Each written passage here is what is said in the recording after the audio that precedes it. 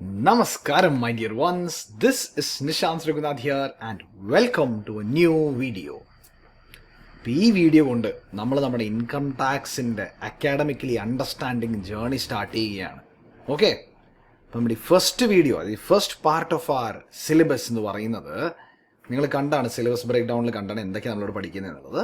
We learn about what is tax, then we learn about residential status, അങ്ങനെ കുറച്ച് കാര്യങ്ങളും കൂടെ പഠിക്കും അല്ലേ. നമ്മൾ 2-3 ചാപ്റ്റേഴ്സ് നമ്മൾ പഠിക്കുന്നുള്ളത് നമ്മൾ സിലബസ് ബ്രേക്ക് ഡൗണിൽ കണ്ടതാണ്. അതിലെ ഫസ്റ്റ് ചാപ്റ്ററാണ് നമ്മൾ ഇന്ന് കാണാൻ പോകുന്നത്. ഓക്കെ, ഈ വീഡിയോൻ്റെ പ്രത്യേകത എന്താണെന്ന് വെച്ച് കഴിഞ്ഞാൽ, നമുക്കറിയാം നമ്മൾ ഏതൊരു ടോപ്പിക്കും പഠിക്കുമ്പോൾ ആദ്യം പഠിക്കുന്നത് എന്താണ് ആ ടോപ്പിക്, എന്താണ് എൻ്റെ ബേസിക്സ്, എന്താണ് എൻ്റെ കോൺസെപ്റ്റ്സ്, എന്തൊക്കെയാണ് എൻ്റെ ഫണ്ടമെൻ്റൽസ്, അറിഞ്ഞിരിക്കേണ്ട കുറച്ച് കാര്യങ്ങൾ എന്തൊക്കെയാണെന്നുള്ളതാണ്. അതാണല്ലോ ഫസ്റ്റ് ചാപ്റ്റർ പഠിക്കുക. അതിപ്പോൾ നിങ്ങൾ അക്കൗണ്ട്സ് പഠിക്കുകയാണെങ്കിൽ ഫസ്റ്റ് ചാപ്റ്റർ അതായിരിക്കും. എന്താണ് അക്കൗണ്ട്സ്, എന്താണ് അസറ്റ്സ്, എന്താണ് ലയബിലിറ്റി, എന്താണ് ക്യാപിറ്റൽ അല്ലേ. കോസ്റ്റിംഗ് പഠിക്കുകയാണെങ്കിൽ ഫസ്റ്റ് ചാപ്റ്റർ അതായിരിക്കും. എന്താണ് കോസ്റ്റ്, എന്താണ് കോസ്റ്റിംഗ്, എന്താണ് കോസ്റ്റ് അക്കൗണ്ടിങ്, എന്താണ് കോസ്റ്റ് സെൻറ്റർ, കോസ്റ്റ് യൂണിറ്റ്, അങ്ങനെ പല കാര്യങ്ങളായിരിക്കും. ഇനി സയൻസോ ഏത് സബ്ജക്റ്റ് എടുത്താലും നമ്മൾ ഫസ്റ്റ് ചാപ്റ്റർ പഠിക്കുന്നത് ആ സബ്ജക്റ്റിലേക്ക് ഒരാൾ കയറി വരുമ്പോൾ, അത് പഠിക്കാനായിട്ട് ഒരാൾ കാലെടുത്ത് വെക്കുമ്പോൾ അറിഞ്ഞിരിക്കേണ്ട കുറേ ബേസിക്സ് ആൻഡ് ഫണ്ടമെൻറ്റൽസാണ്. അപ്പോൾ അത് തന്നെയാണ് നമ്മൾ ഈ ചാപ്റ്ററിൽ പഠിക്കാൻ പോകുന്നത്.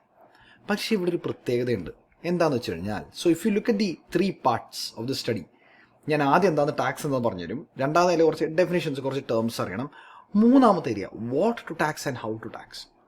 ഈ ഏരിയയുടെ ഒരു ബേസിക് കാര്യം ഞാൻ പറഞ്ഞുതരുള്ളൂ. ഇപ്പം നിങ്ങൾ എൻ്റെ ബുക്ക് കാണുമ്പോൾ പറയും ഇതിലൊരു 5-10 പേജ് ഉണ്ട്, പക്ഷെ 5-10 പേജ് ഞാൻ എക്സ്പ്ലെയിൻ ചെയ്യില്ല. കാരണം അത് എക്സ്പ്ലെയിൻ ചെയ്യണമെങ്കിൽ നിങ്ങൾ ബാക്കിയുള്ള ചാപ്റ്റേഴ്സ് പഠിച്ച്, അത് ഇത് കഴിഞ്ഞ് വരുന്ന ചാപ്റ്റേഴ്സ് എല്ലാം പഠിച്ച് ഒന്നും കൂടി ഇങ്ങോട്ടേക്ക് തിരിച്ചു വരേണ്ടി വരും. ഓക്കെ, എന്നാൽ മാത്രമേ ഈ what to tax, how to tax എന്നുള്ള ഏരിയ മനസ്സിലാവുള്ളൂ. അപ്പോൾ നമ്മുടെ ഇൻട്രഡക്ഷൻ ടു ടാക്സ് അല്ലെങ്കിൽ basics and fundamentals of tax എന്ന് പറയുന്ന ഈ ചാപ്റ്റർ ഫസ്റ്റ് ചാപ്റ്റർ ആണെങ്കിൽ പോലും നമ്മൾ ഇതിൽ പറഞ്ഞിരിക്കുന്ന കോൺസെപ്റ്റ്സിലേക്ക് ഇനിയും വരും. ഒരു പോയിന്റ് വരെ നമ്മൾ എത്തി തിരിച്ചു വരും. ഓക്കെ, അപ്പോൾ ഒരു ഐഡിയ കിട്ടിയാൽ ഇതെന്താണെന്നുള്ളത്. അപ്പോൾ നമുക്ക് ടാക്സ് എന്താണെന്ന് തന്നെ പറഞ്ഞ് തുടങ്ങാം. What is tax? ഇപ്പോൾ ഈ വാട്ട് ഇസ് ടാക്സ് എന്നുള്ള ചോദ്യത്തിന് ഉത്തരം 4 ചോദ്യത്തിന് ഉത്തരങ്ങളായിട്ടാണ് വരുന്നത്. 1 what is tax, 2 why is tax, 3 who taxes and 4 who to tax, ആര് ടാക്സ് ചെയ്യുന്നു. അപ്പോൾ ഞാൻ ക്വിക്ക്ലി എൻ്റെ ഒരു നോട്ട് എടുക്കട്ടെ. ഞാനിവിടെ പറയാൻ പോകുന്ന എക്സാമ്പിള് എപ്പോഴും ഞാൻ പറയുന്നത്, ഞാൻ ടാക്സ് പഠിപ്പിക്കുമ്പോൾ എപ്പോഴും പറയുന്നത്. അപ്പോൾ ഓൾറെഡി നിങ്ങൾ എൻ്റെ ക്ലാസ് കണ്ടിട്ടുള്ള ആളാണെങ്കിൽ if you want to skip you can skip. Okay, no problem. ഒരു ഫ്രണ്ടിലേക്ക് ഒരു കുറച്ച് ടൈം മൂവ് ചെയ്ത് കഴിഞ്ഞാൽ നിങ്ങൾക്ക് കാണാൻ പറ്റും. All right. So let's start. നിങ്ങൾ കുറച്ച് ആൾക്കാർ ഒരു അപ്പാർട്ട്മെൻറ്റ് കോംപ്ലക്സിലാണ് താമസിക്കുന്നത് നിൽക്കുക. അപ്പാർട്ട്മെൻറ്റ് കോംപ്ലക്സ്, ഓക്കെ, ഇതാണ് നമ്മുടെ അപ്പാർട്ട്മെൻറ്റ് കോംപ്ലക്സ്. ഓക്കെ, ഇവിടെയാണ് അതിൻ്റെ entrance. Okay, there is a flat here, there is a flat here. Apartment complex പല ഫ്ലാറ്റുകൾ, ഇങ്ങനെ 6 ഫ്ലാറ്റ് ഉണ്ട്. ഇതിൻ്റെ അകത്തൂടെ ഒരു ലിഫ്റ്റ് പോകുന്നുണ്ട്. Let this be the lift. Okay, ഇതിൻ്റെ റൂഫിൽ ഒരു ജിം ഉണ്ട്. This is gym floor. This body ബിൽഡേഴ്സിനൊക്കെ പോയി അല്ലെങ്കിൽ എക്സസൈസ് എന്നുള്ള ആൾക്കാർക്ക് പോയി എക്സസൈസിന് ജിം ഇവിടെ ഉണ്ട്. ഓക്കെ, ഫ്ലാറ്റിൻ്റെ സൈഡിൽ ഇവിടെ ആയിട്ടൊരു സ്വിമ്മിങ് പൂളുണ്ട്. ഇവിടെ കുട്ടികൾ കളിക്കാൻ ഒരു പാർക്കുണ്ട്. പാർക്കോ പ്ലേ ഏരിയയോ എന്തുവാണെങ്കിലും ആട്ടെ, പാർക്കുണ്ട്, പ്ലേ ഏരിയ. പ്ലാനിനത് പാർക്ക് ഉണ്ടാവാൻ പോസിബിൾ അല്ലല്ലോ അല്ലേ. അപ്പം അങ്ങനെ ഇത്രയും കാര്യങ്ങൾ അടങ്ങുന്ന ഒരു കോമ്പൗണ്ടിൻ്റെ അകത്താണ് ഈ ഫ്ലാറ്റ് സിറ്റുവേറ്റ് ചെയ്യുന്നത്. ശരി, വേണ്ട, ഇനിയും കുറച്ചും കൂടെ കാര്യങ്ങൾ നമുക്ക് ഇടാം. 1 second, rub this a bit.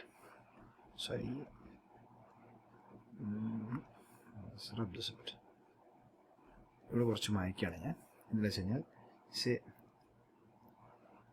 ഇവിടെയാണ് നമ്മുടെ ഗേറ്റ്. ഇവിടെ ഒരു സെക്യൂരിറ്റി ഉണ്ട്, തുപ്പിയൊക്കെ വെച്ച്. We have security standing here. Okay, പിന്നെ അതല്ലാതെ വി ഹാവ് മെയിൻ്റനൻസിന് കുറേ ആൾക്കാരുണ്ട്, ഇതിന് ചൂലൊക്കെ പിടിച്ച്. Okay, so this might be N electrician ആണെങ്കിൽ തൊപ്പി കൊടുക്കുക നമുക്ക്. ഇലക്ട്രീഷ്യൻ ഉണ്ട്, പിന്നെ കുറേ പേരുണ്ട് ഈ ഫ്ലാറ്റിൻ്റെ മെയിൻ്റനൻസിന്. അപ്പോൾ ഈ ഫ്ലാറ്റ് എന്ന് പറയുന്ന ഏരിയയിൽ നിങ്ങൾ 3, 4, 5 ഇഷ്ടംപോലെ ആൾക്കാർ താമസിക്കാം. നിങ്ങൾ ഇത്രയും പേര് താമസിക്കുന്നു. So this guy is staying here എന്നൊക്കെ. 1 person is staying here, 1 person is staying here, 3rd person is staying here. ഇവിടുത്തെ ആൾ ഇല്ല, ഈസ് ഇൻ കാനഡ, മേടിച്ചിട്ട് പോയി. ഇവിടുത്തെ ആൾ ദുബായിൽ, ഇവിടുത്തെ ആൾ സിംഗപ്പൂർ, മേടിച്ചിട്ടുണ്ട് പക്ഷെ പോയി. നിങ്ങൾ ഈ ഫ്ലാറ്റിൽ താമസിക്കുമ്പോൾ നിങ്ങൾക്കറിയാം ഫ്ലാറ്റുകളിൽ ഒരു പ്രത്യേക തരം വാടക പോലത്തെ ഒരു സാധനം നിങ്ങൾ നിങ്ങളുടെ ഫ്ലാറ്റിൻ്റെ അസോസിയേഷന് കൊടുക്കും. അതായത് ഈ 6 പേരെല്ലാവരും കൂടെ ചേർന്ന് ഒരു റെസിഡൻസ് അസോസിയേഷൻ സ്റ്റാർട്ട് ചെയ്യും. നിയമപ്രകാരം വേണ്ട ഒരു സാധനമാണ്. റെസിഡൻസ് അസോസിയേഷൻ സ്റ്റാർട്ട് ചെയ്യും. എന്നിട്ട് എന്ത് ചെയ്യും? എല്ലാ മാസവും ഈ ആൾക്കാർ ഈ റെസിഡൻസ് അസോസിയേഷനിലേക്ക് ഒരു പേയ്മെൻറ്റ് കൊടുക്കും. ആ പേയ്മെൻറ്റ് കൊടുക്കുമ്പോൾ ഇവിടെ താമസിക്കുന്നവരും കൊടുക്കും. ഫ്ലാറ്റ് മേടിച്ചിട്ട് കാനഡയിൽ പോയി, ദുബായി പോയി, സിംഗപ്പൂർ, അവരെല്ലാവരും കൊടുക്കുന്നത്. എല്ലാവരും ഒരു പേയ്മെൻറ്റ് കൊടുക്കും. ഈ പേയ്മെൻറ്റിൻ്റെ പേരെന്താ? Monthly maintenance charge. അതെന്തിനാണ് കൊടുക്കണേ?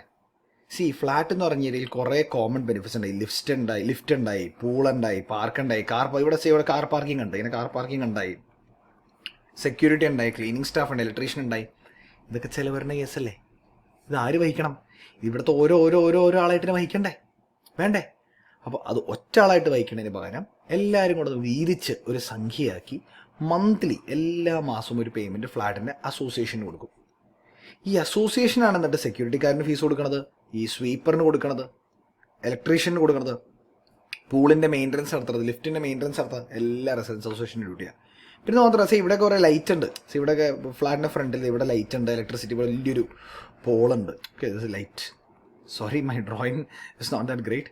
ഇപ്പോൾ ലൈറ്റാണ്. പല ഇലക്ട്രിസിറ്റി ബില്ല് ഫ്ലാറ്റിന് അടയ്ക്കുന്നുണ്ട്. ഫ്ലാറ്റിൻ്റെ കോമൺ ടാപ്പ് ഉണ്ടാവും. ഇവിടെ ഒരു ടാപ്പ് ഉണ്ടാവും. ഓക്കെ, കണ്ടാൽ ടാപ്പാന്ന് തോന്നുന്നുണ്ടല്ലോ അല്ലേ? അതിൽ പോട്ടെ, വെള്ളം വരുന്നു. ഓക്കെ, ഒരു ടാപ്പ് ഉണ്ട്.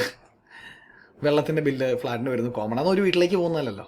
ലിഫ്റ്റിൻ്റെ ഇലക്ട്രിസിറ്റി, അങ്ങനെ പല പേയ്മെൻറ്റ്സ് അടയ്ക്കാനായിട്ട് റെസിഡൻസ് അസോസിയേഷന് MMC അലൗ ചെയ്യും. അപ്പോൾ ഈ മെമ്പേഴ്സ് പേ ചെയ്യുന്ന MMC ആർക്ക്? റെസിഡൻസ് അസോസിയേഷന്. റെസിഡൻസ് അസോസിയേഷൻ എന്തുകൊണ്ട് യൂസ് ചെയ്യും? അത് യൂസ് ചെയ്തിട്ട് എന്ത് ചെയ്യും? ഫ്ലാറ്റിൽ കുറേ ഫെസിലിറ്റീസ്, ഇപ്പോൾ ഈ പറഞ്ഞ സെക്യൂരിറ്റി, ഇലക്ട്രിസിറ്റി, അങ്ങനെ പറഞ്ഞ ഫ്ലാറ്റിൻ്റെ ഡെവലപ്മെൻറ്റിന് വേണ്ടി പല പല ഫെസിലിറ്റീസിനുള്ള പേയ്മെൻറ്റ് കൊടുക്കും. അപ്പം മറിച്ച് ഈ ഫെസിലിറ്റീസിനുള്ള പേയ്മെൻറ്റ് ഈ ഫെസിലിറ്റീസിലേക്കുള്ള പേയ്മെൻറ്റ് ഫ്ലാറ്റിലെ റെസിഡൻസ് അസോസിയേഷൻ കൊടുക്കുമ്പോൾ എന്താ പറഞ്ഞത്? ഫ്ലാറ്റ് ഡെവലപ്പാവും. ഫ്ലാറ്റ് ഡെവലപ്പാകുമ്പോൾ എന്ത് സംഭവിക്കുന്നു? ആ ഫ്ലാറ്റിൽ താമസിക്കുന്നവരുടെ സ്റ്റാൻഡേർഡ് ഓഫ് ലിവിങ് ഇമ്പ്രൂവ് ചെയ്യുന്നു. അപ്പോൾ ഇതവിടെ താമസിക്കുന്ന ഒരാളാണ്. ഇയാളാണ് MMC കൊടുക്കണേ. MMC കൊടുത്തു പോയി ആ റെസിഡൻസ് അസോസിയേഷൻ മേടിക്കുന്നു. റെസിഡൻസ് അസോസിയേഷൻ ഫെസിലിറ്റീസിന് പേയ്മെൻറ്റ് കൊടുക്കുന്നു. യെസ്, അതിൽ നിന്നും ഈ ഫ്ലാറ്റിൻ്റെ പല പല ബെനിഫിറ്റ്സ്, പല പല ഫീച്ചേഴ്സ്, പല പല അമ്യൂണിറ്റീസ് എന്ന് വേണമെങ്കിൽ പറയാം, അത് ഇമ്പ്രൂവ് ആവുന്നു. അത് ഇമ്പ്രൂവ് ആകുമ്പോൾ ഫ്ലാറ്റിൻ്റെ സ്റ്റാൻഡേർഡ് ഓഫ് ലിവിങ് ഇമ്പ്രൂവ് ചെയ്യുന്നു. ആ സ്ഥലത്ത് സ്റ്റാൻഡേർഡ് ഓഫ് ലിവിങ് ഇമ്പ്രൂവ് ചെയ്താൽ ആർക്കാണ് ഗുണം വരാൻ പോകുന്നത്? അവിടെ താമസിക്കുന്ന ആൾക്ക് തന്നെ അല്ലേ? ഇങ്ങനെ തന്നെ നമുക്ക് ടാക്സിനെ കാണാം. എന്താ വ്യത്യാസം പറയുന്നത് അറിയാമോ? ഫ്ലാറ്റിൽ താമസിക്കുന്നതിന് പകരം നിങ്ങളൊരു അസസി ആകുന്നു.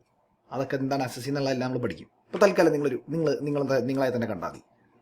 നിങ്ങൾ MMCക്ക് പകരം ടാക്സ് കൊടുക്കുന്നു. ആർക്ക് കൊടുക്കുന്നു? ഗവൺമെൻറ്റിന് കൊടുക്കുന്നു. അപ്പോൾ അവിടെ റെസിഡൻസ് അസോസിയേഷൻ ആണെങ്കിൽ നമുക്കിവിടെ ഗവൺമെൻറ്, അവിടെ MMC ആയിരുന്നെങ്കിൽ ഇവിടെ ടാക്സ്. ഗവൺമെൻറ് ഈ കാശ് കൊണ്ട് എന്ത് ചെയ്യുന്നു? ഈ കാശ് കൊണ്ട് കുറേ പബ്ലിക് എക്സ്പെൻഡിച്ചർ, നാടിന് വേണ്ടിയുള്ള പല പല എക്സ്പെൻഡിച്ചറിലേക്ക് ഈ കാശ് ഉപയോഗിക്കുന്നു. റോഡ് പണിയാൻ, ഹോസ്പിറ്റൽസ് പണിയാൻ, സ്കൂൾസ് പണിയാൻ, പല കാര്യങ്ങൾക്ക് വേണ്ടി ഉപയോഗിക്കുന്നു. അങ്ങനെ ഓരോ പബ്ലിക് എക്സ്പെൻഡിച്ചർ മീറ്റ് ചെയ്യുമ്പോൾ എന്ത് സംഭവിക്കുന്നു? നാട്ടിൽ ഇക്കണോമിക് ഡെവലപ്മെൻറ്റ് വരുന്നു അല്ലേ? ഇവിടെ ഫ്ലാറ്റിൻ്റെ വാല്യൂ ഇൻക്രീസ് ചെയ്യുന്നു എന്ന് പറഞ്ഞാൽ നാട്ടിൽ ഇക്കണോമിക് ഡെവലപ്മെൻറ്റ് വരുന്നു. ഇക്കണോമിക് ഡെവലപ്മെൻറ്റ് സംഭവിക്കുമ്പോൾ എന്ത് സംഭവിക്കും? നാട്ടിലെ സ്റ്റാൻഡേർഡ് ഓഫ് ലിവിങ് വർദ്ധിക്കും. സ്റ്റാൻഡേർഡ് ഓഫ് ലിവിങ് വർദ്ധിച്ചാൽ ആരെ ബെനിഫിറ്റ് ചെയ്യും? ടാക്സ് അടയ്ക്കുന്ന ഓരോ ഇന്ത്യൻ പൗരനെയും ഹെൽപ്പ് ചെയ്യും, അവരെ ബെനിഫിറ്റ് ചെയ്യും. യെസ്, മനസ്സിലായില്ലേ ടാക്സ് എന്താണെന്നുള്ളത്? അപ്പം ഞാൻ ഈ എക്സാമ്പിൾ നേരത്തെ പറഞ്ഞല്ലേ, എപ്പോഴും ക്ലാസ് എടുക്കുമ്പോൾ എടുക്കുന്നതാണ്. അപ്പോൾ നിങ്ങളിത് കേട്ടിട്ടുണ്ടെങ്കിൽ ഗുഡ്, അല്ലെങ്കിൽ കേൾക്കാത്തവരായിരുന്നെങ്കിൽ ഫസ്റ്റ് ടൈമാണ് കേൾക്കുന്നതെങ്കിൽ ഐ ഹോപ്പ് ഈ എക്സാമ്പിൾ കൊണ്ട് ടാക്സ് എന്താണ്, എന്തിനാണ്, ആരടയ്ക്കുന്നു, ആർക്കടയ്ക്കുന്നു എന്നുള്ളത് മനസ്സിലായി എന്നുള്ളത്. ആരടയ്ക്കുന്നേ? This person. ഈ വ്യക്തിയെ നമ്മൾ അസസി എന്ന് വിളിക്കും. ഇൻകം ടാക്സിൻ്റെ പോയിന്റ് ഓഫ് വ്യൂ ആണെങ്കിൽ അസസി എന്ന് വിളിക്കും. GSTയിൽ അങ്ങനത്തെ വാക്കൊന്നുമില്ല. ബട്ട് തൽക്കാലം നമുക്ക് അസസി എന്ന് വിളിക്കാം. ഇൻകം ടാക്സിലെ പഠിക്കണേ. ആർക്ക് കൊടുക്കുന്നു? ഗവൺമെൻറ്റിന് കൊടുക്കുന്നു. ഗവൺമെൻറ് അതുകൊണ്ട് എന്ത് ചെയ്യും? എന്തിനാണത് ഗവൺമെൻറ് കൊടുക്കുന്നത്? ഗവൺമെൻറ് പല പല പബ്ലിക് എക്സ്പെൻഡിച്ചേഴ്സ് മീറ്റ് ചെയ്യാൻ. അത് മീറ്റ് ചെയ്താൽ ഗവൺമെൻറ് എന്താണ് നമുക്ക് തിരികെ തരുന്നത്? മീറ്റ് ചെയ്ത് കഴിയുമ്പോഴത്തേക്കും ഇക്കണോമിക് ഡെവലപ്മെൻറ്റും ബെറ്റർ സ്റ്റാൻഡേർഡ് ഓഫ് ലിവിങ്ങും. മനസ്സിലായോ എന്താണ് ടാക്സ് എന്നുള്ളത്? യെസ്. അപ്പോൾ this simple example is the best example I can give to make you understand what is tax. Okay, right, ഇനി നമുക്ക് ഈ മെറ്റീരിയൽ വെച്ച് പഠിക്കാം. Okay, this is a book that I rote.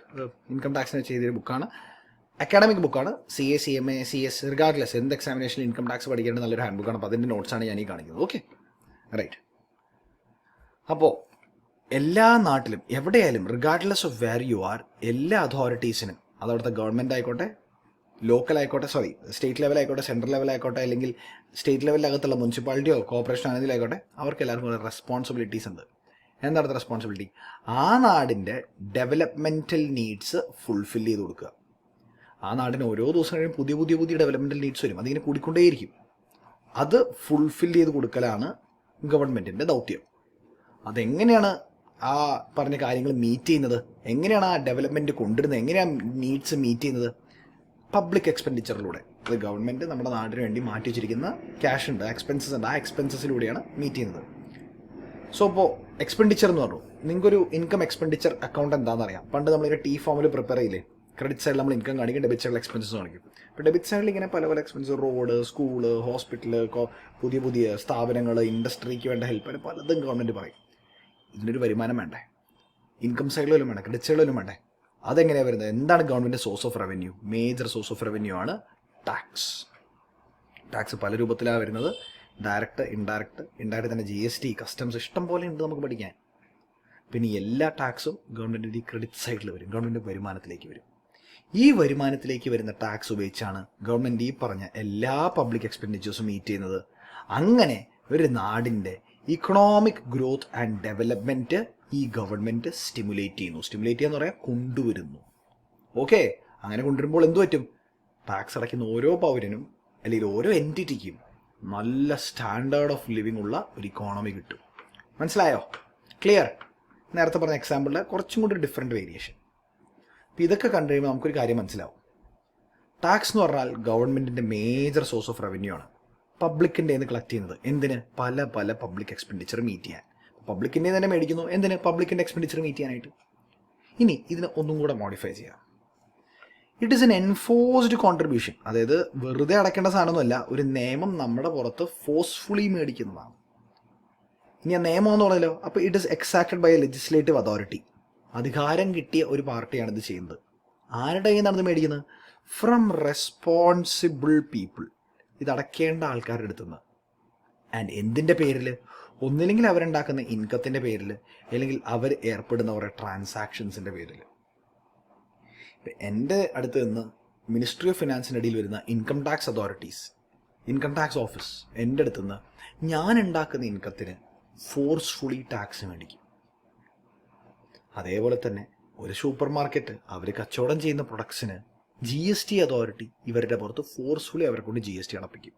So ഇതിൻ്റെ പുറകിലൊരു നിയമമുണ്ട്. അത് ഇപ്പോൾ ഇൻകം ടാക്സ് എല്ലായിടത്തും, ഇപ്പോൾ ഇൻകം ഇല്ലാത്തൊരാളുടെ ഇൻകം ടാക്സ് വരില്ല.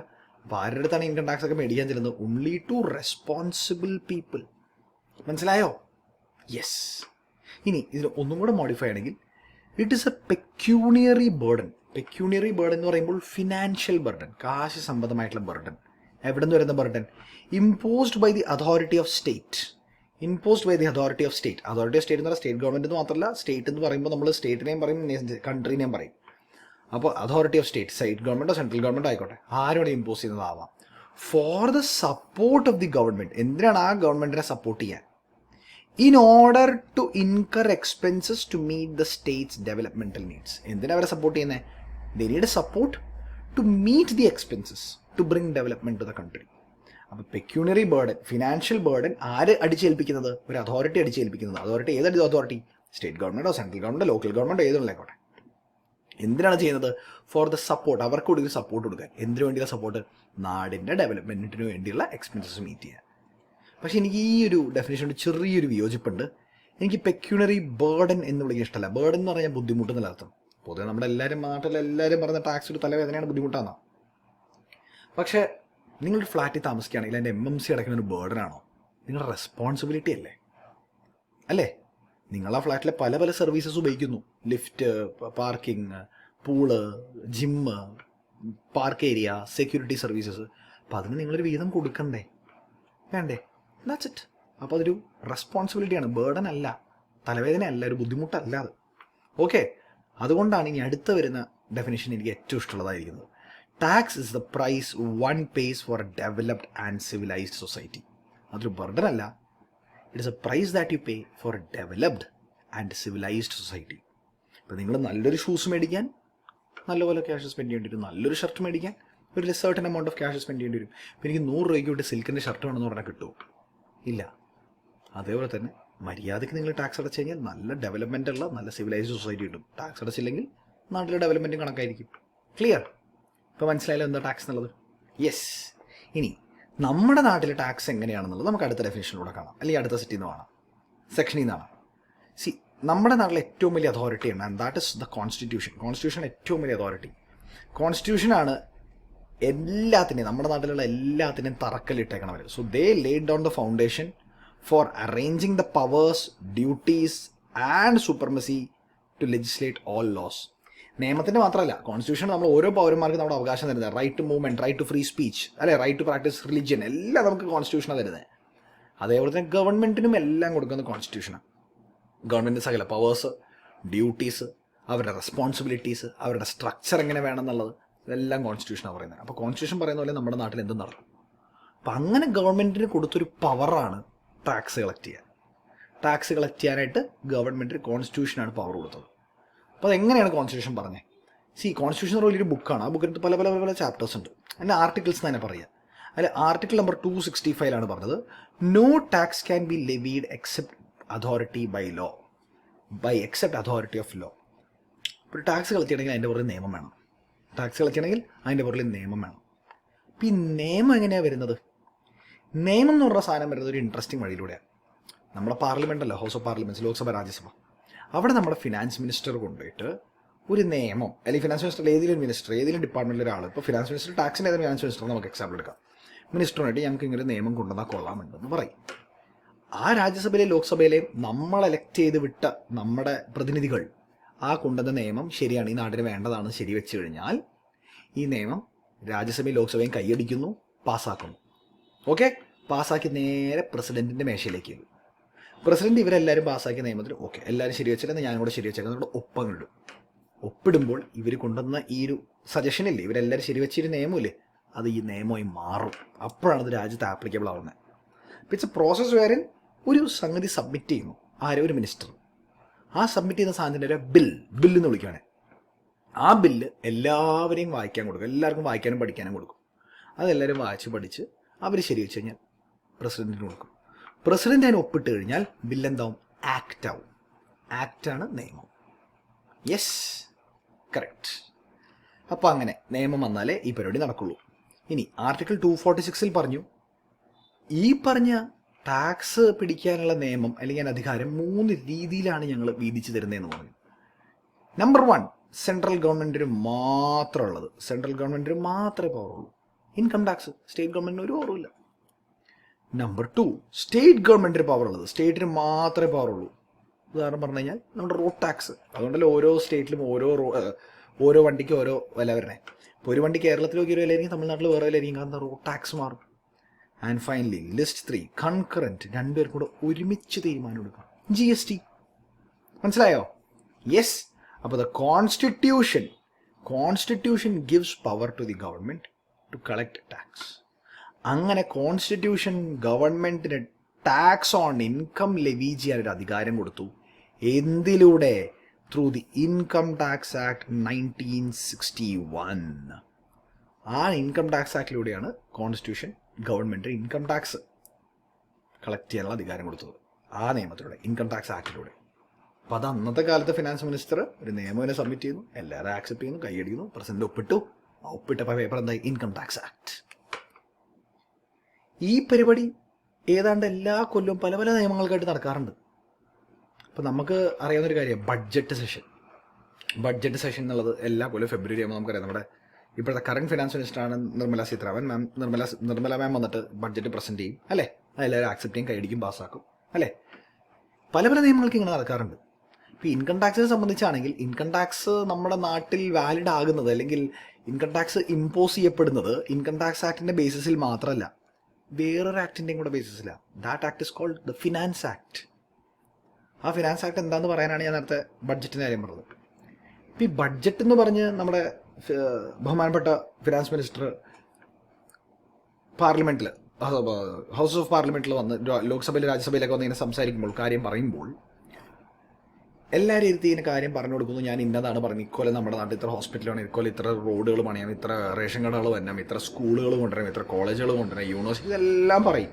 പറഞ്ഞിട്ട് അതിൽ നിന്ന് എങ്ങനെ വരുമാനം കിട്ടും, നമുക്ക് ഇപ്രാവശ്യം GST കുറച്ച് കൂട്ടണം, GST കുറയ്ക്കണം, ഇൻകം ടാക്സ് കുറയ്ക്കണം, കൂട്ടണം, മാറ്റണം, അങ്ങനെ പല കാര്യങ്ങൾ പറയും. അങ്ങനെ ഈ പല കാര്യങ്ങളും പറയുന്നത് ഒരു ഡോക്യുമെൻറ്റിൽ നിന്നാണ്. ആ ഡോക്യുമെൻറ്റിൻ്റെ ഒരു ഫിനാൻസ് ബില്ല്, ഇക്കൊല്ലത്തേക്കുള്ള ഫിനാൻസിൻ്റെ ബില്ല്. ഓക്കെ, ആ ബില്ല് എല്ലാവരും കൈയടിച്ച് പാസ്സാക്കിയാൽ പ്രസിഡന്റിൻ്റെ അടുത്തേക്ക് പോകും. പ്രസിഡന്റ് ഒപ്പിട്ടാൽ എന്താവും?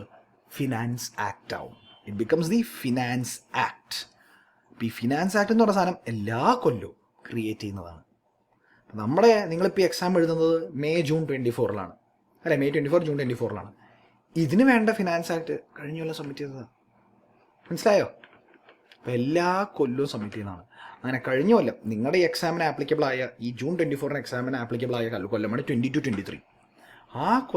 ആ കൊല്ലത്തേക്ക് വേണ്ടി സബ്മിറ്റ് ചെയ്ത ഫിനാൻസ് ബില്ലിൽ ഒരു മേജർ ചേഞ്ച് ഉണ്ടായിരുന്നു ഇൻകം ടാക്സിലേക്ക് വന്നത്. Revolutionary change. അതാണ് നമ്മുടെ മിക്ക അമെൻമെൻറ്റ്സിനും കാരണമായേക്കണേ ഇൻകം ടാക്സിൻ്റെ. നമ്മളത് വീഡിയോയിൽ കാണും. ഓക്കെ, ഈ വീഡിയോ തന്നെ അതിനെക്കുറിച്ച് ഞാൻ പറയുന്നുണ്ട്. ഇത്രയും മനസ്സിലാക്കുക, നമ്മുടെ നാട്ടിലെ ഇൻകം ടാക്സ് ഫംഗ്ഷൻ ചെയ്യുന്നത് ഇൻകം ടാക്സ് ആക്ടിൻ്റെ ബേസിസിലും അതാത് കൊല്ലങ്ങളിലെ ഫിനാൻസ് ആക്ടിൻ്റെയും ബേസിസിലാണ്. ഓക്കെ, യെസ്, ഇത്രയും മനസ്സിലായല്ലോ. ഇനി പറയാനുള്ളത് ഞാനീ പറഞ്ഞായിരുന്നു, നമ്മുടെ നാട്ടിൽ ഇൻകം ടാക്സ് വർക്ക് ചെയ്യുന്നത് ഇൻകം ടാക്സ് ആക്ട് 1961, ഓരോ കൊല്ലത്തെ ഫിനാൻസ് ആക്ട്, പിന്നെ ഇൻകം ടാക്സിൻ്റെ പല റൂൾസ്, സർക്കുലേഴ്സ്, നോട്ടിഫിക്കേഷൻസ്, ഇങ്ങനെ പല കാര്യങ്ങളുടെ ബേസിലാണ്. ചിലപ്പോൾ അത് മാത്രമായിരിക്കില്ല. നമുക്ക് ചിലപ്പോൾ ചില ചോദ്യങ്ങൾക്ക് ഉത്തരം ആക്ട് തരില്ല, ആക്ടിൻ്റെ റൂൾസ് തരില്ല, നോട്ടിഫിക്കേഷൻസ് തരില്ല. അപ്പോൾ എന്ത് ചെയ്യും? നമ്മൾ കോടതി പോകും. അപ്പോൾ കോടതി പറയും ഇതെങ്ങനെ ചെയ്യണമെന്നുള്ളത്. അപ്പോൾ ഇങ്ങനെ പല പല കാര്യങ്ങളെല്ലാം കൂടെ ചേർന്നിട്ടാണ് നമ്മുടെ നാട്ടിലെ law for taxing and income in India വരുന്നത്. അപ്പോൾ എന്തൊക്കെയുണ്ട് അവിടെ? നമ്മുടെ ഇൻകം ടാക്സ് ആക്ട് ഉണ്ട്, ഓരോരോ കൊല്ലത്തെ ഫിനാൻസ് ആക്ട് ഉണ്ട്, ഇൻകം ടാക്സ് റൂൾസ് ഉണ്ട്. ഇത് വേറെ കാര്യം കേട്ടോ. ഇൻകം ടാക്സ് റൂൾസ് വേറെ റൈറ്റാണ്, നമ്മൾ പഠിക്കും. പല പല സർക്കുലേഴ്സ്, നോട്ടിഫിക്കേഷൻസും ഉണ്ട്. ഇനി നിയമം മര്യാദയ്ക്ക് പറഞ്ഞിരാത്ത പല കാര്യങ്ങളാണെങ്കിൽ കോടതിയിലേക്ക് കേസും, കോടതി പറയുന്നത് കേൾക്കേണ്ടി വരും. അങ്ങനെ ഇതെല്ലാം കൂടെ ചേർന്നിട്ടാണ് നമ്മുടെ നാട്ടിലെ ടാക്സ് സിസ്റ്റം, ടാക്സിങ് ഇമ്പോസ് ചെയ്യപ്പെടുന്നത്. ഓക്കെ, നെക്സ്റ്റ്, നമ്മുടെ ഫിനാൻസ് മിനിസ്ട്രിയുടെ അടിയിൽ 2 പാർട്ടീസുകളെ നമ്മുടെ നാട്ടിലെ ടാക്സുകൾ പിടിക്കാം. ഒന്ന് CBDT, central board of direct tax. 2 CBIC, central board of indirect tax and customs. 2 ആൾക്കാരാണ്. ഇപ്പോൾ GST ആരാ ചെയ്യുന്നത്? CBIC ആയിരുന്നു, കാരണം indirect tax. CBDT takes care of direct taxes, അത് ഇൻകം ടാക്സിൻ്റെ. നമ്മുടെ നാട്ടിൽ ഇവരുടെ 2 അടിയിൽ 2 ടാക്സുകളുള്ള direct tax and indirect tax. ഇനി direct tax versus indirect tax എന്താണ്, അതിന് ഡിഫറൻസ് എന്താണ്, അതൊക്കെ ഉണ്ട്. പക്ഷേ അത് ഞാനിപ്പോൾ പഠിപ്പിക്കുന്നില്ല. അതെപ്പോഴാണ് പഠിക്കാൻ പോകണമെന്ന് അറിയുമോ? GSTയുടെ ലെസൺ പറഞ്ഞുതരാം. എന്താണ് ഡയറക്റ്റ് ടാക്സും GST തമ്മിലുള്ള വ്യത്യാസം, ഇൻഡയറക്റ്റ് ടാക്സ് തമ്മിലുള്ള വ്യത്യാസം. പണ്ടൊക്കെ നമ്മൾ ഇൻകം ടാക്സ് പഠിക്കുമ്പോൾ എന്നോട് പറഞ്ഞു കൊടുക്കുമായിരുന്നു. പക്ഷേ ഇപ്പോൾ എൻ്റെ ആവശ്യമില്ല. കാരണം എന്താ, ഒരൊറ്റ പേപ്പറാണ് GST ഇൻകം ടാക്സും. മനസ്സിലായോ? അപ്പോൾ GSTയിൽ എന്താ ഇൻഡയറക്റ്റ് ടാക്സ് കൂടെ കണ്ടിട്ട് നമുക്ക് രണ്ടും വ്യത്യാസം കാണാം. ഓക്കെ, ഇത്രേ ഉള്ളൂ ഇൻകം ടാക്സിൻ്റെ ഒരു ബേസിക് ഇൻട്രഡക്ഷൻ പറഞ്ഞു തരാനായിട്ട്. ഓക്കെ, ഇനി നമ്മൾ ആക്ടിൻ്റെ അകത്തേക്ക് കിടക്കുക. ആക്ടിൻ്റെ അകത്ത് അറിഞ്ഞിരിക്കേണ്ട കുറച്ച് ഇമ്പോർട്ടൻറ്റ് ടേംസ്, കുറച്ച് ഇമ്പോർട്ടൻറ്റ് ഡെഫിനിഷൻസ്, കുറച്ച് ഇമ്പോർട്ടൻറ്റ് പ്രിൻസിപ്പിൾസ് ആണ് കാണാൻ പോകുന്നത്. ഓക്കെ, നമുക്ക് കണ്ടാലോ എന്നാ. So it starts with section 4, principles of charging income tax. അതായത് എങ്ങനെയാണ് ഇൻകം ടാക്സ് ചാർജ് ചെയ്യേണ്ടത് എന്ന് പറയുന്നത് ഇവിടെയാണ്.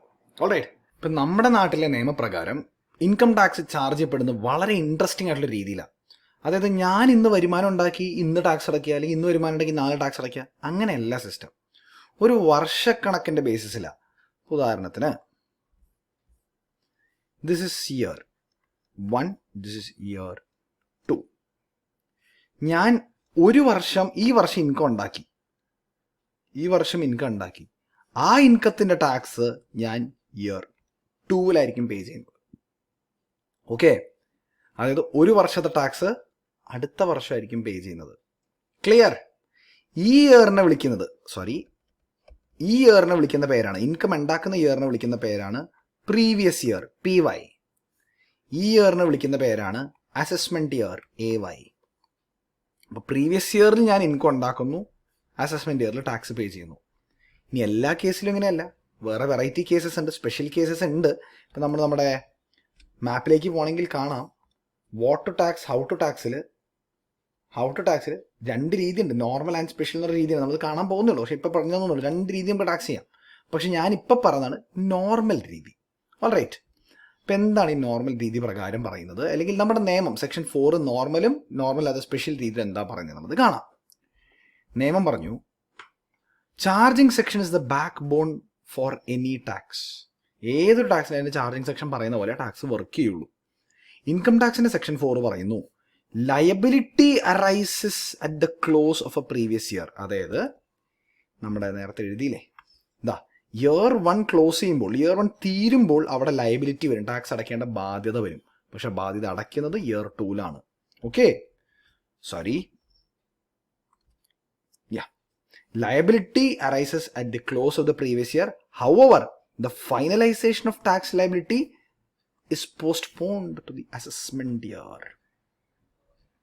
പ്രീവിയസ് ഇയറിൽ ഇൻകം ടാക്സ് അടയ്ക്കാനുള്ള ബാധ്യത വരുന്നു, പക്ഷെ ആ ബാധ്യത ഫൈനലി ക്ലോസ് ചെയ്യേണ്ടത് അടുത്ത വർഷത്തേക്ക് പോസ്റ്റ്പോൺ ചെയ്യുന്നു. മനസ്സിലായല്ലോ? യെസ്.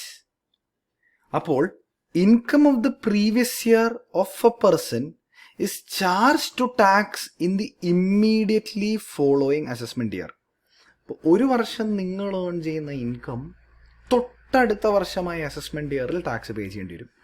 ഇപ്പോൾ ശ്രദ്ധിച്ചാൽ കാണാൻ ഞാനിവിടെ കുറച്ച് വാക്ക് അണ്ടർലൈൻ ചെയ്തിരുന്നത്. ഇപ്പോൾ ഈ പറയുന്ന previous year, person, assessment year underline ചെയ്തേക്കണം. എന്തുകൊണ്ടാണെന്ന് വെച്ച് കഴിഞ്ഞാൽ these are very important terms. നമ്മളിനി കാണും, ഇതിന് ഡീറ്റെയിൽ ആയിട്ട് കാണും. ഓക്കെ, ഇതിനെ എന്ത് ടാക്സിലാണ്, എങ്ങനെയാണ്, എത്ര രൂപയാണ് ടാക്സ് വരണ്ടേ എന്നുള്ളത് ആര് പറയുന്നു? അത് നമ്മുടെ ഇൻകം ടാക്സിൽ നിന്ന് പറയുന്നു. So the rate of tax, pen work ചെയ്യുന്നല്ലോ, the rate of tax is applicable as per the income tax act and the finance act. ഇപ്പം നമ്മുടെ ഇൻകം ടാക്സ് ആക്ടും നമ്മുടെ ഫിനാൻസ് ആക്ടും. അപ്പോൾ ഇവിടെ അമെൻഡഡ് അപ് ടു ഡേറ്റ് എന്ന് പറഞ്ഞില്ലേ, 1961 ഇത്. അതിൽ എന്താ അമെൻമെന്റ്സ് വരുന്നത്? ഈ ഫിനാൻസ് ആക്ട് കൊണ്ടുവരുന്ന ചേഞ്ചസ്. അപ്പോൾ നമ്മുടെ ഇൻകം ടാക്സ് ആക്ട് എന്തു പറയുന്നു, അതും നമ്മുടെ ഫിനാൻസ് ആക്ടും കൂടെ കൂട്ടിച്ചേർത്ത് പറയുന്നത് നോക്കിയിട്ടാണ് എത്ര ടാക്സ് അടയ്ക്കണം തീരുമാനിക്കുന്നത്. ഞാൻ എൻ്റെ പെന്നിൻ്റെ കളർ മാറ്റുക കേട്ടോ, ബിക്കോസ് ആ യെല്ലോ വെച്ചിട്ട് അങ്ങോട്ട് വിസിബിൾ ആവുന്നില്ല പ്രോപ്പറായിട്ട്. അപ്പം ടേക്കിംഗ് ബ്ലൂ. ഇനി in respect of income chargeable to tax certain special taxes, ചിലപ്പോൾ tax shall be deducted at source or paid in advance. This is only wherever applicable. ചില ഇൻകംസിന് ഈ വർഷം ഉണ്ടാക്കി അടുത്ത വർഷം ടാക്സ് ചെയ്യാനുള്ള സിസ്റ്റം ഇല്ല. ചിലപ്പോൾ TDS എന്ന് പറഞ്ഞ സ്പെഷ്യൽ സാധനം വരും, അല്ലെങ്കിൽ അഡ്വാൻസ് ടാക്സ് എന്ന് പറഞ്ഞ സ്പെഷ്യൽ സാധനം വരും. അതെന്താന്നുള്ളത് വളരെ ഡീറ്റെയിൽ ആയിട്ട് നമ്മൾ പഠിക്കുകയും ചെയ്യും. അതാണ് ഞാൻ നേരത്തെ കാണിച്ചെന്ന നോർമൽ ആൻഡ് സ്പെഷ്യൽ പ്രൊവിഷൻസ്. നോർമലിൽ നമ്മുടെ സാധാരണ ടാക്സ് അടയ്ക്കുന്ന രീതി, ഒരു വർഷത്തെ ടാക്സ് അടുത്തോളം അടയ്ക്കുന്നത്. സ്പെഷ്യലിൽ നീ പറഞ്ഞ TDS, TCS and AT advance tax നമ്മൾ കാണും, പഠിക്കും. ഓക്കെ, അപ്പോൾ അതൊക്കെ പഠിച്ചാലാണ് ഇവിടെ പറയുന്ന കാര്യങ്ങൾ മൊത്തം കറക്റ്റായിട്ട് നമുക്ക് മനസ്സിലാവുക. ഇതാണ് സെക്ഷൻ 4 പറയുന്നത്. എന്താ പറയുന്നത്? ഒരു കൊല്ലത്തെ ഇൻകം അടുത്ത കൊല്ലമായ അസസ്മെന്റ് ഇയറിൽ പേ ചെയ്യുന്നു. എത്ര രൂപ, എത്ര റേറ്റ് വെച്ച് പേ ചെയ്യുന്നു, അത് ഇൻകം ടാക്സും ഫിനാൻസ് ആക്ടും പറയുന്നു. ചില സ്പെഷ്യൽ സാഹചര്യങ്ങളിൽ TDS അഥവാ അഡ്വാൻസ് ടാക്സ് ആപ്ലിക്കബിൾ ആവുന്നു. ഓക്കെ, ഇനി നമ്മളിവിടെ കണ്ട special terms, previous year, assessment year, person, അതൊക്കെ എന്താണെന്ന് നോക്കാം. എന്താണ് ഉദ്ദേശിക്കുന്നത് എന്നുള്ളത് നമ്മുടെ നോട്ടിലേക്ക് ഞാൻ പോട്ടെ. നമുക്ക് പൊതുവെ ഒരു വർഷം എന്ന് പറയുന്നത് ജാനുവരി ടു ഡിസംബർ ആണ് അല്ലേ? അതിനെയാണ് കലണ്ടർ ഇയർ എന്ന് പറഞ്ഞ് വിളിക്കുന്നത്. ഇൻകം ടാക്സ് വർക്ക് ചെയ്യുന്നത്, നമ്മുടെ നാട്ടിൽ ഇൻകം ടാക്സിന്റെ നിയമങ്ങൾ വർക്ക് ചെയ്യുന്നത് it's not on the base of calendar year, it's on the base of a concept called financial year. അത് ഏപ്രിൽ തൊട്ട് മാർച്ച് വരെയാണ്. ഏപ്രിൽ 1 തൊട്ട് മാർച്ച് 31 വരെ. April, May, June, July, August, September, October, November, December, ജനുവരി, ഫെബ്രുവരി, March, 12 മാസം. ഈ set of 12 മാസങ്ങളെയാണ് നമ്മൾ ഫിനാൻഷ്യൽ ഇയർ എന്ന് പറഞ്ഞ് വിളിക്കുന്നത്. Financial year. ഈ ഫിനാൻഷ്യൽ ഇയർ നമുക്ക് രണ്ടാക്കി മുറിക്കാം. ഫിനാൻഷ്യൽ ഇയറിനെ നമ്മൾ ഇൻകം ഉണ്ടാക്കുന്ന ഫിനാൻഷ്യൽ ഇയറിൻ്റെ പേരാണ് പ്രീവിയസ് ഇയർ. ആ ഇൻകത്തിന് വേണ്ടി ടാക്സ് അടയ്ക്കേണ്ട ഫിനാൻഷ്യൽ ഇയർ ആണ് അസസ്മെന്റ് ഇയർ. അപ്പോൾ നിങ്ങൾ ജൂൺ 24 എക്സാം എഴുതുമ്പോൾ അത് ഏത് വർഷമാണ് വരുന്നത്? ജൂൺ 24 എന്ന് പറഞ്ഞു വരുന്നത് ഏപ്രിൽ 1, 2024 തൊട്ട് മാർച്ച് 31, 2025. ആ ഏരിയയിലല്ല ജൂൺ 24 ഇടണേ. കാരണം ഏപ്രിൽ, മെയ്, ജൂൺ, ഏപ്രിൽ കഴിഞ്ഞിട്ടുള്ള വരണേ. അപ്പോൾ ഏപ്രിൽ ടു മാർച്ച് 24-25 നിങ്ങൾ നിങ്ങളുടെ എക്സാം എഴുതുന്നത്. അതായത് ഈ 24-25 ആണ് നിങ്ങളുടെ അസസ്മെന്റ് ഇയർ. അപ്പോൾ ഏത് കൊല്ലം ഉണ്ടാക്കിയ ഇൻകത്തിന് വേണ്ടിയാണ് നിങ്ങൾ ഇപ്രാവശ്യം എക്സാമിന് ടാക്സ് അടയ്ക്കേണ്ട അല്ലെങ്കിൽ ടാക്സ് ലയബിലിറ്റി കാൽക്കുലേഷൻ നടത്തേണ്ടത്? ഇതിന് തൊട്ടുമ്പത്തെ വർഷം 23, 24. ചിലപ്പോൾ നിങ്ങൾ ഈ വീഡിയോ കാണുമ്പോൾ ഈ വർഷം തുടങ്ങിയിട്ടുണ്ടാവില്ല. നിങ്ങൾ ചിലപ്പോൾ ജനുവരിയിലായിരിക്കും ക്ലാസ് കാണുന്നത്, ഫെബ്രുവരിയിലായിരിക്കും ക്ലാസ് കാണുന്നത്. അപ്പോൾ ഈ വർഷം തുടങ്ങിയിട്ടില്ല. പക്ഷേ ഈ വർഷം തുടങ്ങും. എപ്പോഴും നിങ്ങളുടെ എക്സാമിൻ്റെ ടൈം എന്തായാലും തുടങ്ങും. മനസ്സിലായോ? അപ്പോൾ exam is for assessment year 24-25 and your calculations. ഈ എക്സാമിന് വേണ്ടിയുള്ള അസസ്മെൻറ്റ് ഇയർ 24-25 ആകുമ്പോൾ അതിൻ്റെ അർത്ഥം എന്താ? നിങ്ങളുടെ കാൽക്കുലേഷൻസ്, നിങ്ങളുടെ ഇൻകം കമ്പ്യൂട്ടേഷൻ എല്ലാം വരേണ്ടത് ഇസ് ഫോർ പ്രീവിയസ് ഇയർ 23-24. ഇനി വേറൊരു കാര്യം കൂടെ ഞാൻ പറയാം. ഇന്ന് ജനുവരി 5 2024. ഈ ഫിനാൻഷ്യൽ ഇയറിലെ, ഇത് ഫിനാൻഷ്യൽ ഇയർ ഏതാ? ഇപ്പം ഈ ഒരു ഡേറ്റിൻ്റെ ഫിനാൻഷ്യൽ ഇയർ ഏതാ? April 1, 2023 to March 31, 24. അതിൻ്റെ ഇടയിൽ ഇത് കിടക്കണേ. അപ്പോൾ 23-24 ആണ് ഈ വർഷം. കാരണം April 1, 2023 തൊട്ട് March 31, 2024 ഇടയിലാണ് January 5, 2024 കിടക്കണേ. ഈ 23-24 പ്രീവിയസ് ഇയറും ആവും, ഫിനാൻഷ്യൽ ഇയറും ആവാം. നിങ്ങളുടെ എക്സാമിനെ സംബന്ധിച്ച് എക്സാം എടുക്കുകയാണെങ്കിൽ ഈ അസസ്മെൻറ്റ് ഇയർ 24-25 വരുന്നു. അപ്പോൾ പ്രീവിയസ് ഇയർ 23-24 വരുന്നു.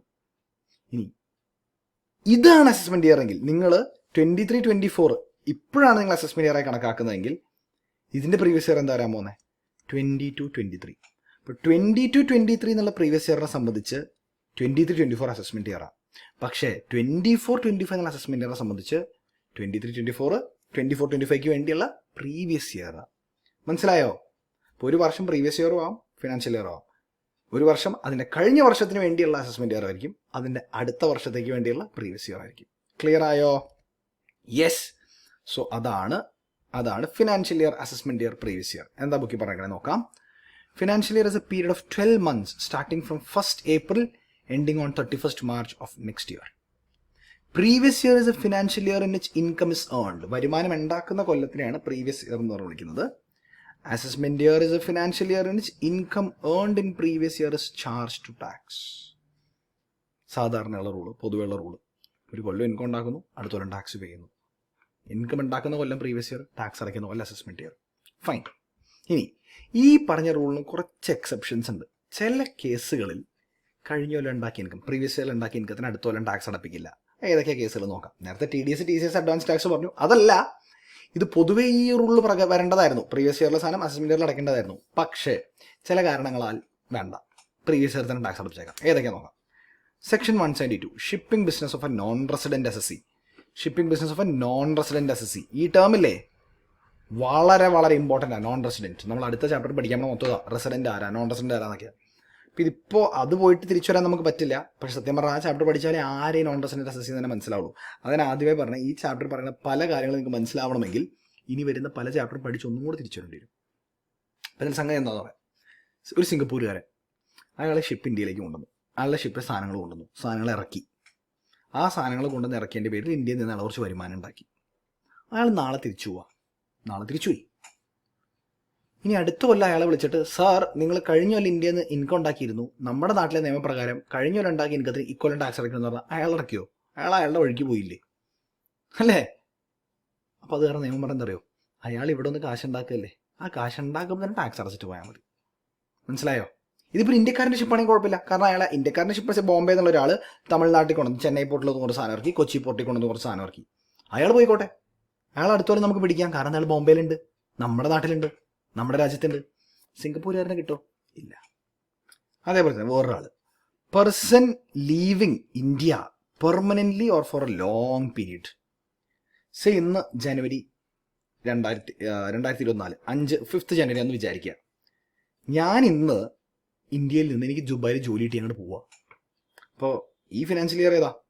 April 1, 2023 തുടങ്ങിയതാണ്. അപ്പോൾ April, May, June, July, August, September, October, November, December ഈ 4 മാസം ഞാൻ ഇന്ത്യ ജോലി ചെയ്തു, വരുമാനം ഉണ്ടാക്കി. ജനുവരിയിലെ ഞാൻ നാട് വിടണേ. ജനുവരി നാട് വിട്ടി ഞങ്ങൾ പോയി. അടുത്ത കൊല്ലം ഇൻകം ടാക്സ് വിളിക്കാൻ നോക്കുക. കഴിഞ്ഞ കൊല്ലം ഡിസംബർ വരെ ഉണ്ടാക്കിയ ശമ്പളത്തിന് ടാക്സ് അടച്ചിട്ടില്ല, എന്നെ വിളിച്ചിട്ട് കിട്ടുന്നില്ല. എന്നെ വിളിച്ചു, ഞാൻ പറഞ്ഞാൽ നോക്കാട്ടോ എന്നോട്ടെ ഫോൺ അങ്ങോട്ട് വെച്ചു. ശരി പറഞ്ഞ ഫോണിലോ തന്നെ വിളിക്കാൻ നോട്ടീസ് അയക്കുക. അവർ മെയിലായിട്ട് വരും, SMS ആയിട്ട് വരും, എങ്ങനെ വേണേലും വരും. ഞാൻ എന്നെ റെസ്പോണ്ട് ചെയ്തില്ലെങ്കിൽ നാട്ടിൽ ഗവൺമെൻറ് നഷ്ടമായില്ലേ. ഞാൻ ഈ വന്നേ ഇല്ല എന്ന പ്ലാൻ അങ്ങോട്ട് പോയി. ഗവൺമെൻറ്റിൻ്റെയും പണിപാളും.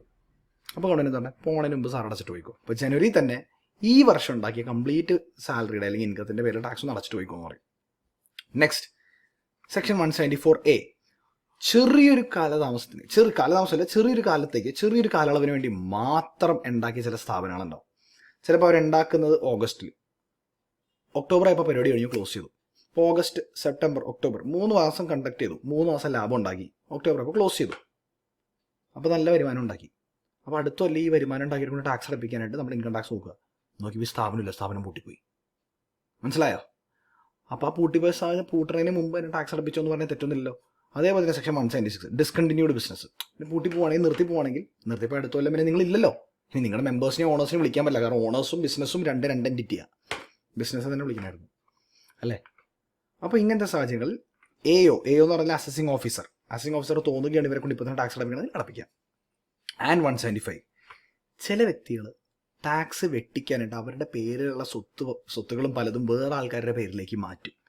ഏലിനേറ്റ്സ് അസറ്റ്സ്. ഏലിനേറ്റ്സ് എന്ന് പറഞ്ഞാൽ അയാളെ ആസറ്റിൽ നിന്നും ഏലിനാക്കും എന്ന് പറഞ്ഞാൽ എൻ്റെ അല്ല, ഞാൻ ഇവിടുത്തെ ആളല്ല സാർ, ഇതെൻ്റെ സാധനം അല്ല സാർ എന്നുള്ള രീതിയിൽ ഞാൻ ഏലിനാവും. ഞാൻ മാർസിന്നാണ്, ഇത് എർത്താണ്, ഇതെൻ്റെ അല്ല സാർ എന്ന് പറഞ്ഞ പോലെ വേറെ ആൾക്കാരുടെ പേരിലേക്ക് മാറ്റിക്കൊള്ളും. ഇതെൻ്റെ അല്ല സാർ, ഇത് ആ വ്യക്തിയുടെയാണ്. അങ്ങനെ ചെയ്യുന്നവരെ കൊണ്ടും ഇൻകം ടാക്സ് ചിലപ്പോൾ അതേ വർഷം ടാക്സ് അടപ്പിക്കും, ആ ചെയ്യുന്ന വർഷം തന്നെ. ക്ലിയർ? യെസ്. ഇതാണ് നമുക്ക് പഠിക്കാനുള്ള കുറച്ച് important terms based on section 4 financial year. Section 4 financial ഇയറിനെ ബേസ് ചെയ്ത്. ഇപ്പോൾ ഫിനാൻഷ്യൽ ഇയർ ഉണ്ട്, പ്രീവിയസ് ഇയർ ഉണ്ട്, അസസ്മെൻറ്റ് ഇയർ ഉണ്ട്. ഈ പറഞ്ഞ കുറച്ച് ഇമ്പോർട്ടൻറ്റ് ടേംസും കണ്ടു അല്ലേ? ഇനി നമ്മൾ വേറൊരു സെറ്റ് ഓഫ് പോയിന്റ്സ് ആണ് കാണാൻ പോകുന്നത്. അതെന്താ? ഇതിവിടെ കണ്ട രണ്ടാമത്തെ ഐറ്റം. ആരാണ് ഈ പേഴ്സൺ? റെസ്പോൺസിബിൾ പേഴ്സൺ ടാക്സ് അടയ്ക്കണം എന്നല്ലേ പറഞ്ഞത്. അപ്പോൾ ആരാണ് ഈ പേഴ്സൺ എന്നുള്ളത് നമ്മൾ കാണാൻ പോകുന്നത്. നമ്മുടെ നാട്ടിൽ പേഴ്സൺ എന്ന് വിളിക്കുന്നത് ഒരു ഹ്യൂമൻ ബീങ്ങിനെ ആവാം, ഇൻഡിവിജ്വലിനെ ആവാം, HUF ആവാം, കമ്പനി ആവാം, ഫേം ആവാം. ഇതൊക്കെ നിങ്ങൾ കേട്ടേക്കുന്ന കാര്യങ്ങളാണ്. ലോക്കൽ അതോറിറ്റി ആവാം, അത് ഗവൺമെൻറ് ഓഫീസ്, ഇപ്പം മുനിസിപ്പാലിറ്റി, കോർപ്പറേഷൻ, അതൊക്കെ ആവാം. അതൊക്കെ ഒരു പേഴ്സണാണ്. പേഴ്സൺ എന്ന് പറയുമ്പോൾ ഒരു മനുഷ്യ മാത്രമല്ല. കൂടാതെ ഒരു AOP ആവാം. AOP എന്ന് പറഞ്ഞാൽ അസോസിയേഷൻ ഓഫ് പേഴ്സൺസ്. അതായത് ഈ പറഞ്ഞ ഇൻഡിവിജ്വൽസും HUF കമ്പനിയും ഫേമും അതോറിറ്റി, ലോക്കൽ അതോറിറ്റി ഉണ്ടാവില്ല, ഈ പറഞ്ഞ ഇൻഡിവിജ്വൽ HUF കമ്പനി ഫേം ഇവരെല്ലാം കൂടെ ചേർന്നൊരു സംഘടന ഉണ്ടാക്കി, അതാണ് association of person. Or BOI എന്ന് പറഞ്ഞാൽ ഇഷ്ടംപോലെ ഇൻഡിവിജ്വൽസ് ചേർന്നൊരു സംഘടന ഉണ്ടാക്കി. നമുക്ക് വേണമെങ്കിൽ ഒരു കോസ്റ്റ് അക്കൗണ്ടൻസ് അസോസിയേഷൻ ഉണ്ടാക്കിക്കൂടെ? അതൊരു ബോഡി ഓഫ് ഇൻഡിവിജ്വൽസാണ്. കാരണം കോസ്റ്റ് അക്കൗണ്ടൻസ് ഇൻഡിവിജ്വൽസ് മാത്രമുള്ളെങ്കിൽ. ഇനി അതിൽ ഇൻഡിവിജ്വൽസിനും ഫേംസിനും ഭാഗമാവുമെങ്കിൽ അത് AOP ആയി. സത്യം പറഞ്ഞാൽ institute of cost accountants of ഇന്ത്യയുടെ ഫ്രട്ടേണിറ്റി നോക്കുകയാണെങ്കിൽ ഇറ്റ് ഇസ് എൻ AOP. കാരണം ഫേംസ് ഉണ്ടാവും, ഇൻഡിവിജ്വൽസ് ഉണ്ടാവും അല്ലേ? പാർട്ട്ണർഷിപ്പ് ഫേംസിന് വരാമല്ലോ അല്ലേ? കാര്യം മനസ്സിലായോ? അപ്പോൾ AOP BOI എന്താണെന്ന് മനസ്സിലായോ? AOP എന്ന് പറഞ്ഞു കഴിഞ്ഞാൽ ഈ പറഞ്ഞ എല്ലാ പേഴ്സൺസിനെയും കൂടെ സംഘടന. BOI എന്ന് പറഞ്ഞാൽ ഇൻഡിവിജ്വൽസിൻ്റെ മാത്രം സംഘടന. അതിനും അതിൻ്റേതായ ലീഗൽ ഐഡൻറ്റിറ്റി ഉണ്ട്. And finally any other artificial juridical person. അതായത് ഈ ഇതിലൊന്നും പെടുന്നില്ല, പക്ഷേ നിയമപ്രകാരം ഈ ഒരു ഐറ്റത്തിന് അല്ലെങ്കിൽ ഈ ഒരു വ്യക്തിക്ക് അല്ലെങ്കിൽ ഒരു വ്യക്തിയല്ല ഈ ഒരു സ്ഥാപനത്തിന് അതിൻ്റേതായ ഒരു ഐഡൻറ്റിറ്റി ഉണ്ട്.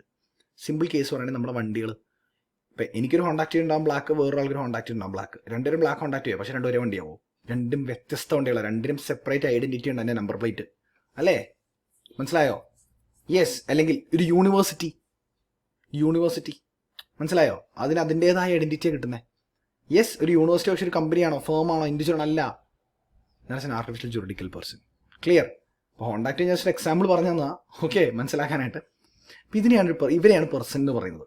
അപ്പോൾ പേഴ്സൺ എന്ന് പറഞ്ഞാൽ നിയമത്തിൻ്റെ കണ്ണുകളിൽ, പക്ഷേ ഇത് നിയമത്തിൻ്റെ കണ്ണുകളിൽ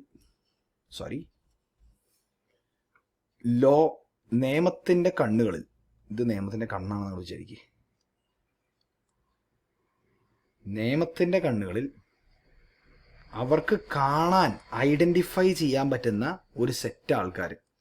അവർക്ക് ഇൻഡിവിജ്വൽസിനെ കാണാം, HUFനെ കാണാം, ഫേമിനെ കാണാം, കമ്പനിയെ കാണാം, സ്പെഷ്യലായ AOP BOIനെ കാണാം, ഗവൺമെൻറ്റിനെ കാണാം, ലോക്കൽ അതോറിറ്റീനെ കാണാം. കൂടാതെ ഇതിലൊന്നിനും പെടാത്ത ആർട്ടിഫിഷ്യൽ ജുറിഡിക്കൽ പേഴ്സൺസിനെയും കാണാം. ആരെയും വിട്ടുപോയോ? ഇൻഡിവിജ്വൽ, HUF, ഫേം, കമ്പനി വിട്ടുപോയില്ല തോന്നുന്നു അല്ലേ? വിട്ടുപോയിട്ടില്ല. ക്ലിയർ? യെസ്. ഇനി ഇവരെല്ലാവരും ടാക്സ് അടയ്ക്കണോ? വേണ്ട. ഇവർ ടാക്സ് അടയ്ക്കേണ്ട ഒരാളാകുമ്പോൾ അവരെ വിളിക്കുന്ന പേര് അസസി. അപ്പോൾ തൊട്ടും person who has to pay tax or any sum, penalty ആയിക്കോട്ടെ, ടാക്സിനാണെന്നില്ല, അയാളാണ് അസസി. കൂടാതെ ചിലപ്പോൾ ചിലപ്പോൾ ഞാൻ ടാക്സ് അടച്ചില്ല കഴിഞ്ഞല്ലോ, പക്ഷേ ഇൻകം ടാക്സിന് ഡൗട്ട് ഞാൻ കഴിഞ്ഞോളം ടാക്സ് അടയ്ക്കേണ്ട ആളായിരുന്നില്ല എന്ന്. അപ്പോൾ ഇൻകം ടാക്സ് എന്ത് ചെയ്തു? എന്നെ വിളിച്ചു. എൻ്റെ പേരിൽ കേസ് ഫയൽ ഓപ്പൺ ചെയ്തു. മിസ്റ്റർ നിശാന്ത് രഘുനാഥ് എന്നൊരു കേസ് ഫയൽ ഓപ്പൺ ചെയ്തു. എന്നിട്ട് ഇൻകം ടാക്സ് ഓഫീസറിന് കൊടുത്തു. ഓഫീസർ എന്നെ വിളിപ്പിച്ചു, കുറേ കാര്യങ്ങൾ അങ്ങോട്ടും ഇങ്ങോട്ടും ചർച്ച ചെയ്തു. അവസാനം ഓഫീസർ മനസ്സിലാൻ ടാക്സ് അടയ്ക്കേണ്ട ആവശ്യമില്ല, എന്നോട് പോയിക്കോളാൻ പറഞ്ഞു. പക്ഷേ എന്താ ഇൻകം ടാക്സ് അവിടെ ചെയ്തേ? എന്നെ ഒന്ന് അളന്നു, അല്ല എന്നെ ഒന്ന് വിളിച്ചു വരുത്തി A to Z എന്നെ അങ്ങോട്ട് അളന്നു, പഠിച്ചു. അതായത് എന്നെ അസസ് ചെയ്തു, എന്നെ അവർ പഠിച്ചു. അവിടെ ഞാൻ അസസ് ചെയ്യായി. അത് person in respect of whom any proceeding under the act has been taken. Clear? A person in respect of whom any proceeding under this act has been taken. അതെന്തിനായിരിക്കാം? അവരുടെ ഇൻകം മെഷർ ചെയ്യാനായിരിക്കാം, അവരുടെ loss നോക്കാനായിരിക്കാം, അല്ലെങ്കിൽ ചിലപ്പോൾ അവർക്ക് അങ്ങോട്ടെല്ലാം കൊടുക്കാനുണ്ടാവും, അതിന് വേണ്ടിയിട്ടായിരിക്കാം. മനസ്സിലായോ? Yes. ഇനി 3, any person assessable in respect of income or loss of another person. ഒരു simple example പറയുകയാണെങ്കിൽ, ഒരു അച്ഛനമ്മ മകൻ. അച്ഛനമ്മയ്ക്കും കാര്യമുള്ള വരുമാനമൊന്നുമില്ല, അവർ ടാക്സ് അടയ്ക്കേണ്ട വരുമാനമൊന്നും അവർക്കില്ല, ടാക്സബിൾ അല്ല, അവർ പേഴ്സണാണ്, 3 പേഴ്സൺസാണ്. മകൻ സേവ് ഐഡിയ സ്റ്റാർ സിംഗറിൽ പാട്ട് പാടി നല്ല വരുമാനം ഉണ്ടാക്കി, നല്ല കാശുണ്ടാക്കി, നമ്മൾ സ്റ്റേജ് ഷോസ് ഒക്കെ ചെയ്ത് നല്ല വരുമാനം ഉണ്ടാക്കുന്നു. മകനാകെ വയസ്സ് ഒരു 8 വയസ്സ് അല്ലെങ്കിൽ 10 വയസ്സ്. ഈ 10 വയസ്സായുള്ള കുട്ടിയെ കൊണ്ട് ടാക്സ് അടപ്പിക്കണം, അല്ലെങ്കിൽ 10 വയസ്സായുള്ള കുട്ടിയുടെ വരുമാനത്തിന് കൊണ്ട് ഗവൺമെൻറ് അവരുടെ പുറത്ത് ലീഗലി അവരെ പ്രോസിക്യൂട്ട് ചെയ്യും, അതിനൊന്നും വകുപ്പില്ല, ഈ ടാക്സിൻ്റെ പേരിലില്ല. ഇപ്പോൾ പൊതുവെ പറയുന്നത് എന്താ വെച്ച് കഴിഞ്ഞാൽ ഈ കുട്ടിയുടെ പേരിലുള്ള സകല കാര്യങ്ങളും അച്ഛനും അമ്മയും ടേക്ക് കെയർ ചെയ്യണം എന്നാണ് പറയുന്നത്. അപ്പോൾ ചോദിക്കും, so this is father, this is mother, this is son. മകൻ കുറേ കാശ് ഉണ്ടാക്കുന്നുണ്ട്. ഇപ്പം ഞാനിപ്പോൾ ഐഡിയ സ്റ്റാർ സിംഗർ എക്സാമ്പിളാണല്ലോ പറഞ്ഞത്. ഐഡിയ സ്റ്റാർ സിംഗർ എക്സാമ്പിൾ മാറ്റ്. മകന് കുറച്ച് ഗിഫ്റ്റ് കിട്ടി, അല്ലെങ്കിൽ മകൻ്റെ പേരിൽ അച്ഛനമ്മയും കുറച്ച് ക്യാഷ് ഇട്ടു, അതിന് കുറേ ബാങ്കിൽ നിന്ന് ഇൻട്രസ്റ്റ് കിട്ടി. അച്ഛനമ്മയ്ക്കും വേറെ വരുമാനമൊന്നുമില്ല. ഗവൺമെൻറ് എന്താ പറയുന്നത് അറിയാമോ? ഈ 2 വരുമാനം ഇല്ലേ, ഇത് അച്ഛൻ്റെ അല്ലെങ്കിൽ എന്താ പറയാത്ത അമ്മയുടെ കയ്യിൽ കൊണ്ടുവന്ന് ടാക്സ് ചെയ്യിപ്പിക്കേണ്ടി വരും. അത് അവർ റെസ്പോൺസിബിൾ ആവും വേറൊരാളുടെ ടാക്സ് പേ ചെയ്യാനായിട്ട്. മനസ്സിലായോ? അപ്പം അച്ഛനമ്മയ്ക്ക് അല്ലെങ്കിൽ അവരുടെ ടാക്സ് വേണ്ട ആവശ്യമില്ല, ഉണ്ടായിരുന്നില്ല, പക്ഷേ they have to pay tax for the income on by someone else. ഞാൻ എന്തുകൊണ്ട് ഐഡിയ സ്റ്റാർ സിംഗറുടെ കാര്യം മാറ്റിയെന്നറിയോ? ഐഡിയ സ്റ്റാർ സിംഗറുടെ കാര്യമാണ്. ഈ കുട്ടിക്ക് ഐഡിയ സ്റ്റാർ സിംഗറുടെ കയ്യിൽ ഐഡിയ സ്റ്റാർ സിംഗറുടെ സൈഡിൽ നിന്ന് കുറച്ച് കാശ് കിട്ടുന്നുണ്ട് നോക്കിയാൽ, അത് അച്ഛൻ്റെ അമ്മയുടെ കയ്യിൽ ക്ലബ് ചെയ്യേണ്ട ആവശ്യമില്ല, അത് നമ്മൾ അച്ഛൻ്റെ അമ്മയുടെ കയ്യിലേക്ക് കൊണ്ടുവരേണ്ട ആവശ്യമില്ല. അതിന് ഈ കുട്ടിയുടെ പേരിൽ തന്നെ അച്ഛനും വേണ്ട ടാക്സ് അടയ്ക്കണം, കുട്ടിയുടെ പേരിൽ തന്നെ. മറ്റേത് കുട്ടിയുടെ പേരിലല്ല, അച്ഛനും വേണ്ട ടാക്സ് അടയ്ക്കേണ്ടി വരും, അച്ഛനമ്മയുടെ പേരിൽ തന്നെ. ഈ ഗിഫ്റ്റും ഇൻട്രസ്റ്റ് ഒക്കെ ഐഡിയ സ്റ്റാർ സിംഗർ അച്ഛനമ്മയും കുട്ടിയുടെ പേര് ടാക്സ് അടയ്ക്കണം. അപ്പോൾ കുട്ടിയുടെ തന്നെ ടാക്സബിൾ ആണ്. അത് നമ്മൾ ക്ലബിംഗ് എന്നുള്ള ചാപ്റ്ററിൽ പഠിക്കും. അപ്പോൾ ഓർത്താൽ മതി, ക്ലബിംഗ് എന്ന് വരുമ്പോൾ ഐഡിയ സ്റ്റാർ സിംഗർ നമ്മൾ ഓർത്താൽ മതി. അവിടെ വളരെ ഇമ്പോർട്ടൻ്റ് ആയിട്ട് റൈറ്റാണ്, സെക്ഷൻ 64(1)A വരുന്നത്. ഓക്കെ. പിന്നെ a person deemed to be an assessee under any provisions of this act. അയാൾ ഒരു എസ് എസ് സി ആണ്. അത് ഈ പറഞ്ഞ കണക്കൊന്നും എസ് എസ് സി ആയില്ല, പക്ഷേ അയാൾ എസ് എസ് സി ആയിട്ട് കാണണം എന്ന് നമ്മുടെ നിയമത്തിൽ എവിടെ പറഞ്ഞു. അപ്പോൾ അയാൾ എസ് എസ് സി ആയി. ഇനി ഫൈനലി അൻ S S C in default, ഇയാൾ ചെയ്ത വല്ല മിസ്റ്റേക്ക് കാരണം അല്ലെങ്കിൽ ഇയാളുടെ സൈഡിൽ നിന്ന് നല്ല വീഴ്ച കാരണം ഇയാൾ എസ് എസ് സി ആയാൽ എസ് എസ് സി ആവും. ക്ലിയർ? അപ്പോൾ ഇതാണ് ഒരു S S C and A person. Person എന്ന് പറയുന്ന നിയമത്തിൻ്റെ കണ്ണുകളിൽ സെപ്പറേറ്റ് ലീഗൽ ഐഡൻറ്റിറ്റികൾ ആരും. ഇനി അവർക്ക് ടാക്സ് അടയ്ക്കേണ്ടി വരികയോ അല്ലെങ്കിൽ അവരുടെ പേരിൽ ഇൻകം ടാക്സിന് എന്തെങ്കിലും പ്രൊസീഡിങ്സ് തുടങ്ങേണ്ടി വരികയോ അല്ലെങ്കിൽ അവരുടെ പേരിലല്ല വേറൊരാളുടെ പേരിൽ ടാക്സ് അടയ്ക്കേണ്ടി വരികയോ അല്ലെങ്കിൽ അവരുടെ നിയമപ്രകാരം അയാളെ ടാക്സബിൾ എസ് എസ് സി ആകണം എന്നൊരു പ്രൊവിഷൻ കൂടെ വരികയോ ചെയ്താൽ അയാൾ എസ് എസ് സി ആയി. ക്ലിയർ? പേഴ്സൺ എന്താ മനസ്സിലായി, എസ് എസ് സി എന്താ മനസ്സിലായി. ഇനി നമ്മൾ കാണാൻ പോകുന്നത് ഇവിടേക്ക് വന്നേ, എന്താ പറഞ്ഞത്, ഇൻകം ഓഫ് ദി പ്രീവിയസ് ഇയറിനാണ് ടാക്സ് കൊടുക്കേണ്ടത്. ഇൻകം. അപ്പോൾ ഈ ഇൻകം എന്താന്ന് കാണാം. ഇൻകം എന്ന് പറഞ്ഞാൽ വരുമാനം. ഇൻകം ടാക്സ് പകരം നമ്മുടെ നാട്ടിലെ വരുമാനം 2 ആക്കാം. ടാക്സ് അടയ്ക്കേണ്ട വരുമാനം, ടാക്സ് അടയ്ക്കേണ്ടാത്ത വരുമാനം. പിന്നെ 2 വരുമാനം നമ്മുടെ നാട്ടിലുള്ള. ഇനി വേറൊരു സ്പെഷ്യൽ വരുമാനം ഉണ്ട്, അവനെ വേറൊരു കളറിലുണ്ടായില്ല, ഡീംഡ് ഇൻകം. ഇപ്പം ഞാൻ പഠിപ്പിക്കണില്ല, കാരണം ഇത് പഠിക്കണമെങ്കിൽ വേറെ പല കാര്യങ്ങളും മനസ്സിലാക്കാം. തിരിച്ചു വരും, ഇതിലേക്ക് നമ്മൾ തിരിച്ചു വരും. Okay, right. അപ്പം ഇത്രയാണ് നമുക്ക് പഠിക്കാനുള്ള ഒരു important terms, definitions, concepts, principles. ഇതെല്ലാം നന്നായിട്ട് മനസ്സിലായില്ലേ? എന്തെങ്കിലും ഡൗട്ട് ഉണ്ടെങ്കിൽ ജസ്റ്റ് ഇപ്പോൾ ഈ പറഞ്ഞ കാര്യങ്ങൾ നോട്ട് ചെയ്തെടുത്തു എന്ന് വിശ്വസിക്കുന്നത് നിങ്ങൾ വായിച്ചു നോക്കുക. ഓക്കെ, നോട്ട് ചെയ്തെടുത്തിട്ടില്ലെങ്കിൽ ഞാൻ ഒന്ന് സ്ക്രീൻ ഒന്നും കൂടി തിരിച്ചു കൊണ്ടിട്ടുണ്ട്. പോസ് ചെയ്തിട്ട് എഴുതിയെടുത്തോളൂ, ഇതും പോസ് ചെയ്തിട്ട് എഴുതിയെടുത്തോളൂ. Okay, clear? അല്ലെങ്കിൽ you just go back, rewind the video, pause and take down. Yes, നിങ്ങൾക്ക് ഈ ബുക്ക് വേണമെന്നുണ്ടെങ്കിൽ it might be listed in the app or ഈ വെബ്സൈറ്റിൽ കാണും നിങ്ങളത്, അല്ലെങ്കിൽ you can directly message me, I will arrange for it. Okay, so അതാണ് സംഗതി. അണ്ടർസ്റ്റുഡ്? ഇൻകം എന്താണ്, എസ് എസ് സി എന്താണ്, പേഴ്സൺ എന്താണ്, അല്ല എല്ലാ കാര്യങ്ങളും മനസ്സിലല്ലേ നമുക്ക്. ഇനി നമ്മൾ കാണാൻ പോകുന്നത് നമ്മുടെ നാട്ടിലെ ഇൻകം ടാക്സ് ലയബിലിറ്റി ഫംഗ്ഷൻ ചെയ്യുന്നത് എങ്ങനെയാണെന്നുള്ളത്. ഇത് നെക്സ്റ്റ് സെക്ഷനാണ്. Okay, we are moving on to the next section. And ഇവിടെയാണ് 2023-24 വന്ന കണ്ടമാനം ഫിനാൻസ് ആക്ടിൽ നമ്മുടെ ഫിനാൻസ് മിനിസ്റ്റർ പറഞ്ഞ കണ്ടമാനം ചേഞ്ചസ് ഒരു മൊത്തത്തിൽ അങ്ങോട്ട് അഴിച്ചുപണി നടത്തിയത്. അതൊക്കെ ഇവിടെ നമുക്ക് കാണാൻ പറ്റും, ഇവിടെ നിന്ന് തൊട്ട് കാണാൻ പറ്റും നമുക്ക്. Okay, so let's start with the most important part of this chapter, assessment of tax liability. Yes, assessment of tax liability. ഒരു കാര്യം കൂടെ ഓർക്കുക, ഇവിടെ ഇഷ്ടം പോലെ ഉണ്ട്, കണ്ടോ, കുറേ ഉണ്ട് കാര്യങ്ങൾ കാണാനായിട്ട്. ഞാൻ എല്ലാം ഒന്നും പഠിപ്പിക്കില്ല, പറഞ്ഞിരിക്കേണ്ട കുറച്ച് കാര്യങ്ങൾ മാത്രമേ ഞാൻ പറഞ്ഞുതരുള്ളൂ. ഓക്കെ, പറഞ്ഞിരിക്കേണ്ട കുറച്ച് കാര്യങ്ങൾ മാത്രം. ഇപ്പം നമുക്ക് എന്താണ് അസസ്മെന്റ് ഓഫ് ടാക്സ് ലയബിലിറ്റി എന്നുള്ളത് കാണാം. സി, നമ്മുടെ നാട്ടിൽ, അതായത് ഇന്ത്യയിൽ ടാക്സ് ലയബിലിറ്റി കമ്പ്യൂട്ട് ചെയ്യാൻ രണ്ട് രീതിയുള്ള, അത് ഞാൻ നേരത്തെ പറയുകയും ചെയ്തു. We have the general rules and the not general rules എന്ന് പറയേണ്ട, general way and the special way. ഈ സ്പെഷ്യൽ വേ ആണ് TDS, TCS, സോറി എന്താ പേന വർക്ക് ചെയ്യാത്ത എന്തത് TDS, TCS or advance tax എന്ന് പറയുന്നത്. ഇതാണ് ഈ സ്പെഷ്യൽ വേ. ജനറൽ വേ ആണ്, നോർമലാണ് computing total income and tax liability അതിൻ്റെ ബേസിസിൽ. അപ്പം ഞാൻ പറഞ്ഞു തൊട്ടുമുമ്പ് ഇത് മുഴുവൻ ഞാനിപ്പോൾ പഠിപ്പിക്കില്ല എന്നുള്ളത്. കാരണം അത് മുഴുവൻ പഠിപ്പിച്ച് കഴിഞ്ഞാൽ നിങ്ങൾക്കിപ്പോൾ മനസ്സിലാവുമില്ല, ഇറ്റ് വോണ്ട് മേക്ക് സെൻസ് ഞാനിപ്പോൾ ഇതെല്ലാം പറഞ്ഞു തന്നെ ഇത്. പക്ഷേ ഞാനൊരു കാര്യം ചെയ്യാം, ഇതിൻ്റെ ഒരു സ്റ്റെപ്പ് ബൈ സ്റ്റെപ്പ് പ്രൊസീജിയർ ഉണ്ട്. ആ സ്റ്റെപ്പ് ബൈ സ്റ്റെപ്പ് പ്രൊസീജിയർ എന്താണെന്ന് പറഞ്ഞുതരാം. നമ്മുടെ നാട്ടിലൊരു വ്യക്തിയുടെ income tax liability normal provisions പ്രകാരം കമ്പ്യൂട്ട് ചെയ്യുകയാണെങ്കിൽ എങ്ങനെ വരുന്നുള്ളത് നമുക്ക് നോക്കാം. Okay, C, steps of tax liability computation. Okay, pardon my hand writing. Number 1, നമ്മൾ ആദ്യം ചെയ്യേണ്ടത് ഈ വ്യക്തി ആരാണ് എന്നുള്ളത് നമ്മൾ നോക്കണം. So understand the assessee. ഇതിനു വേണ്ടി നമുക്കൊരു സെപ്പറേറ്റ് ചാപ്റ്റർ തന്നെയുണ്ട്, called residential status and scope of income. ഈ ഒരു ചാപ്റ്റർ തന്നെ ഉണ്ട് അത് മനസ്സിലാക്കാനായിട്ട്. രണ്ടാമത്തത്, സെക്കൻഡ് കാര്യം നമ്മൾ ചെയ്യുന്നത് എന്താ വെച്ച് കഴിഞ്ഞാൽ ഇസ് അണ്ടർസ്റ്റാൻഡിങ് ഹിസ് ഇൻകം. പുള്ളിയുടെ ഇൻകം മനസ്സിലാക്കല.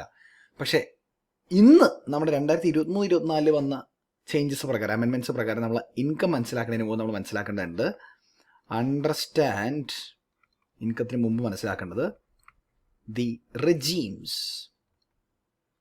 Of taxation.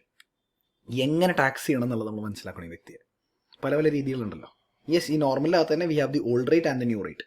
അതുണ്ട്, അത് മനസ്സിലാക്കണം. നമ്മൾ ഓൾഡ് എടുക്കണം, ന്യൂ എടുക്കണോ. ഇനി LSSC ഓൾഡ് ന്യൂ ഇല്ല, കമ്പനിക്കും ഫേമിനൊന്നും മാറ്റമില്ല, സെയിം സാധനം തന്നെയാണ്. ബട്ട് ഇൻഡിവിജ്വൽസ് HUF AUP അവർക്കൊക്കെ പല പല മാറ്റങ്ങളൊന്നും. ഇനി റെജീം മനസ്സിലാക്കി കഴിഞ്ഞാൽ, ഈ വ്യക്തി എങ്ങനെ ടാക്സ് പേ ചെയ്യണം എന്നുള്ളത് മനസ്സിലാക്കി കഴിഞ്ഞാൽ, മൂന്നാമത് ഈ ടാക്സ് പേ ചെയ്യണമെന്ന് എങ്ങനെയാണെന്ന് തീരുമാനിച്ചല്ലോ, ആ രീതിക്ക് പ്രകാരം ഇയാളുടെ ഇൻകത്തിനെ ക്ലാസിഫൈ ചെയ്ത് കമ്പ്യൂട്ട് ചെയ്യണം. So understand income and it's computation. C, ഞാനൊരു ഇൻഡിവിജ്വല് എനിക്ക് രണ്ട് രീതിയിൽ എൻ്റെ ഇൻകത്തിന് ടാക്സ് പേ ചെയ്യാം. നമ്മുടെ 115 BAC എന്ന് പറയുന്ന റെവല്യൂഷണറി ആയിട്ട് വന്നൊരു ചേഞ്ചാണ് ഇൻകം ടാക്സിൽ. അതിനെ നമ്മൾ ഇത്രയും നാൾ ന്യൂ റെജീം എന്നാണ് വിളിച്ചത്, ഇപ്പോൾ വിളിക്കുന്നത് ഡീഫോൾട്ട് റെജീം എന്നാണ്. ഈ റെജീം പ്രകാരം പേ ചെയ്യാം, അല്ലെങ്കിൽ നമ്മുടെ നോർമൽ പ്രൊവിഷൻസ് പ്രകാരം പേ ചെയ്യാം. സാധാരണ പണ്ട് തൊട്ടേ നമ്മൾ റൂൾ പറഞ്ഞിരുന്നതാണ്, അത് പ്രകാരം പേ ചെയ്യാം. ഇതിലേത് വേണം എന്ന് തീരുമാനിച്ചിട്ടാണ് നമ്മുടെ ഇൻകം കമ്പ്യൂട്ട് ചെയ്യാൻ പോകുന്നത്. കാരണം ഓരോന്നിനും അതിൻ്റേതായ രീതിയിൽ ഇൻകം കമ്പ്യൂട്ട് ചെയ്യുന്നത്. ക്ലിയർ? അതൊക്കെ എന്താ നമ്മൾ കാണും. അങ്ങനെ ഇൻകം ആൻഡ് ഇറ്റ്സ് കമ്പ്യൂട്ടേഷൻ മനസ്സിലാക്കുന്നു. അതിൽ നമ്മൾ മനസ്സിലാക്കുന്നു ഇൻകത്തിന് നമുക്ക് രണ്ടാക്കി മുറിക്കാം, gross total income and total income. ഇങ്ങനെ രണ്ട് സാധനങ്ങളായിട്ട് നമ്മൾ കമ്പ്യൂട്ട് ചെയ്യണം. ഇനി ഇത് കഴിഞ്ഞാൽ നമ്മൾ എന്ത് ചെയ്യും? Calculate tax liability. നമ്മൾ ടാക്സ് എത്ര പേജ് ആണോ അത് കണ്ടുപിടിക്കും. അത് കണ്ടുപിടിച്ച് കഴിഞ്ഞാൽ എന്ത് ചെയ്യും? അഞ്ചാമത്തെ step, calculate tax payable or refundable.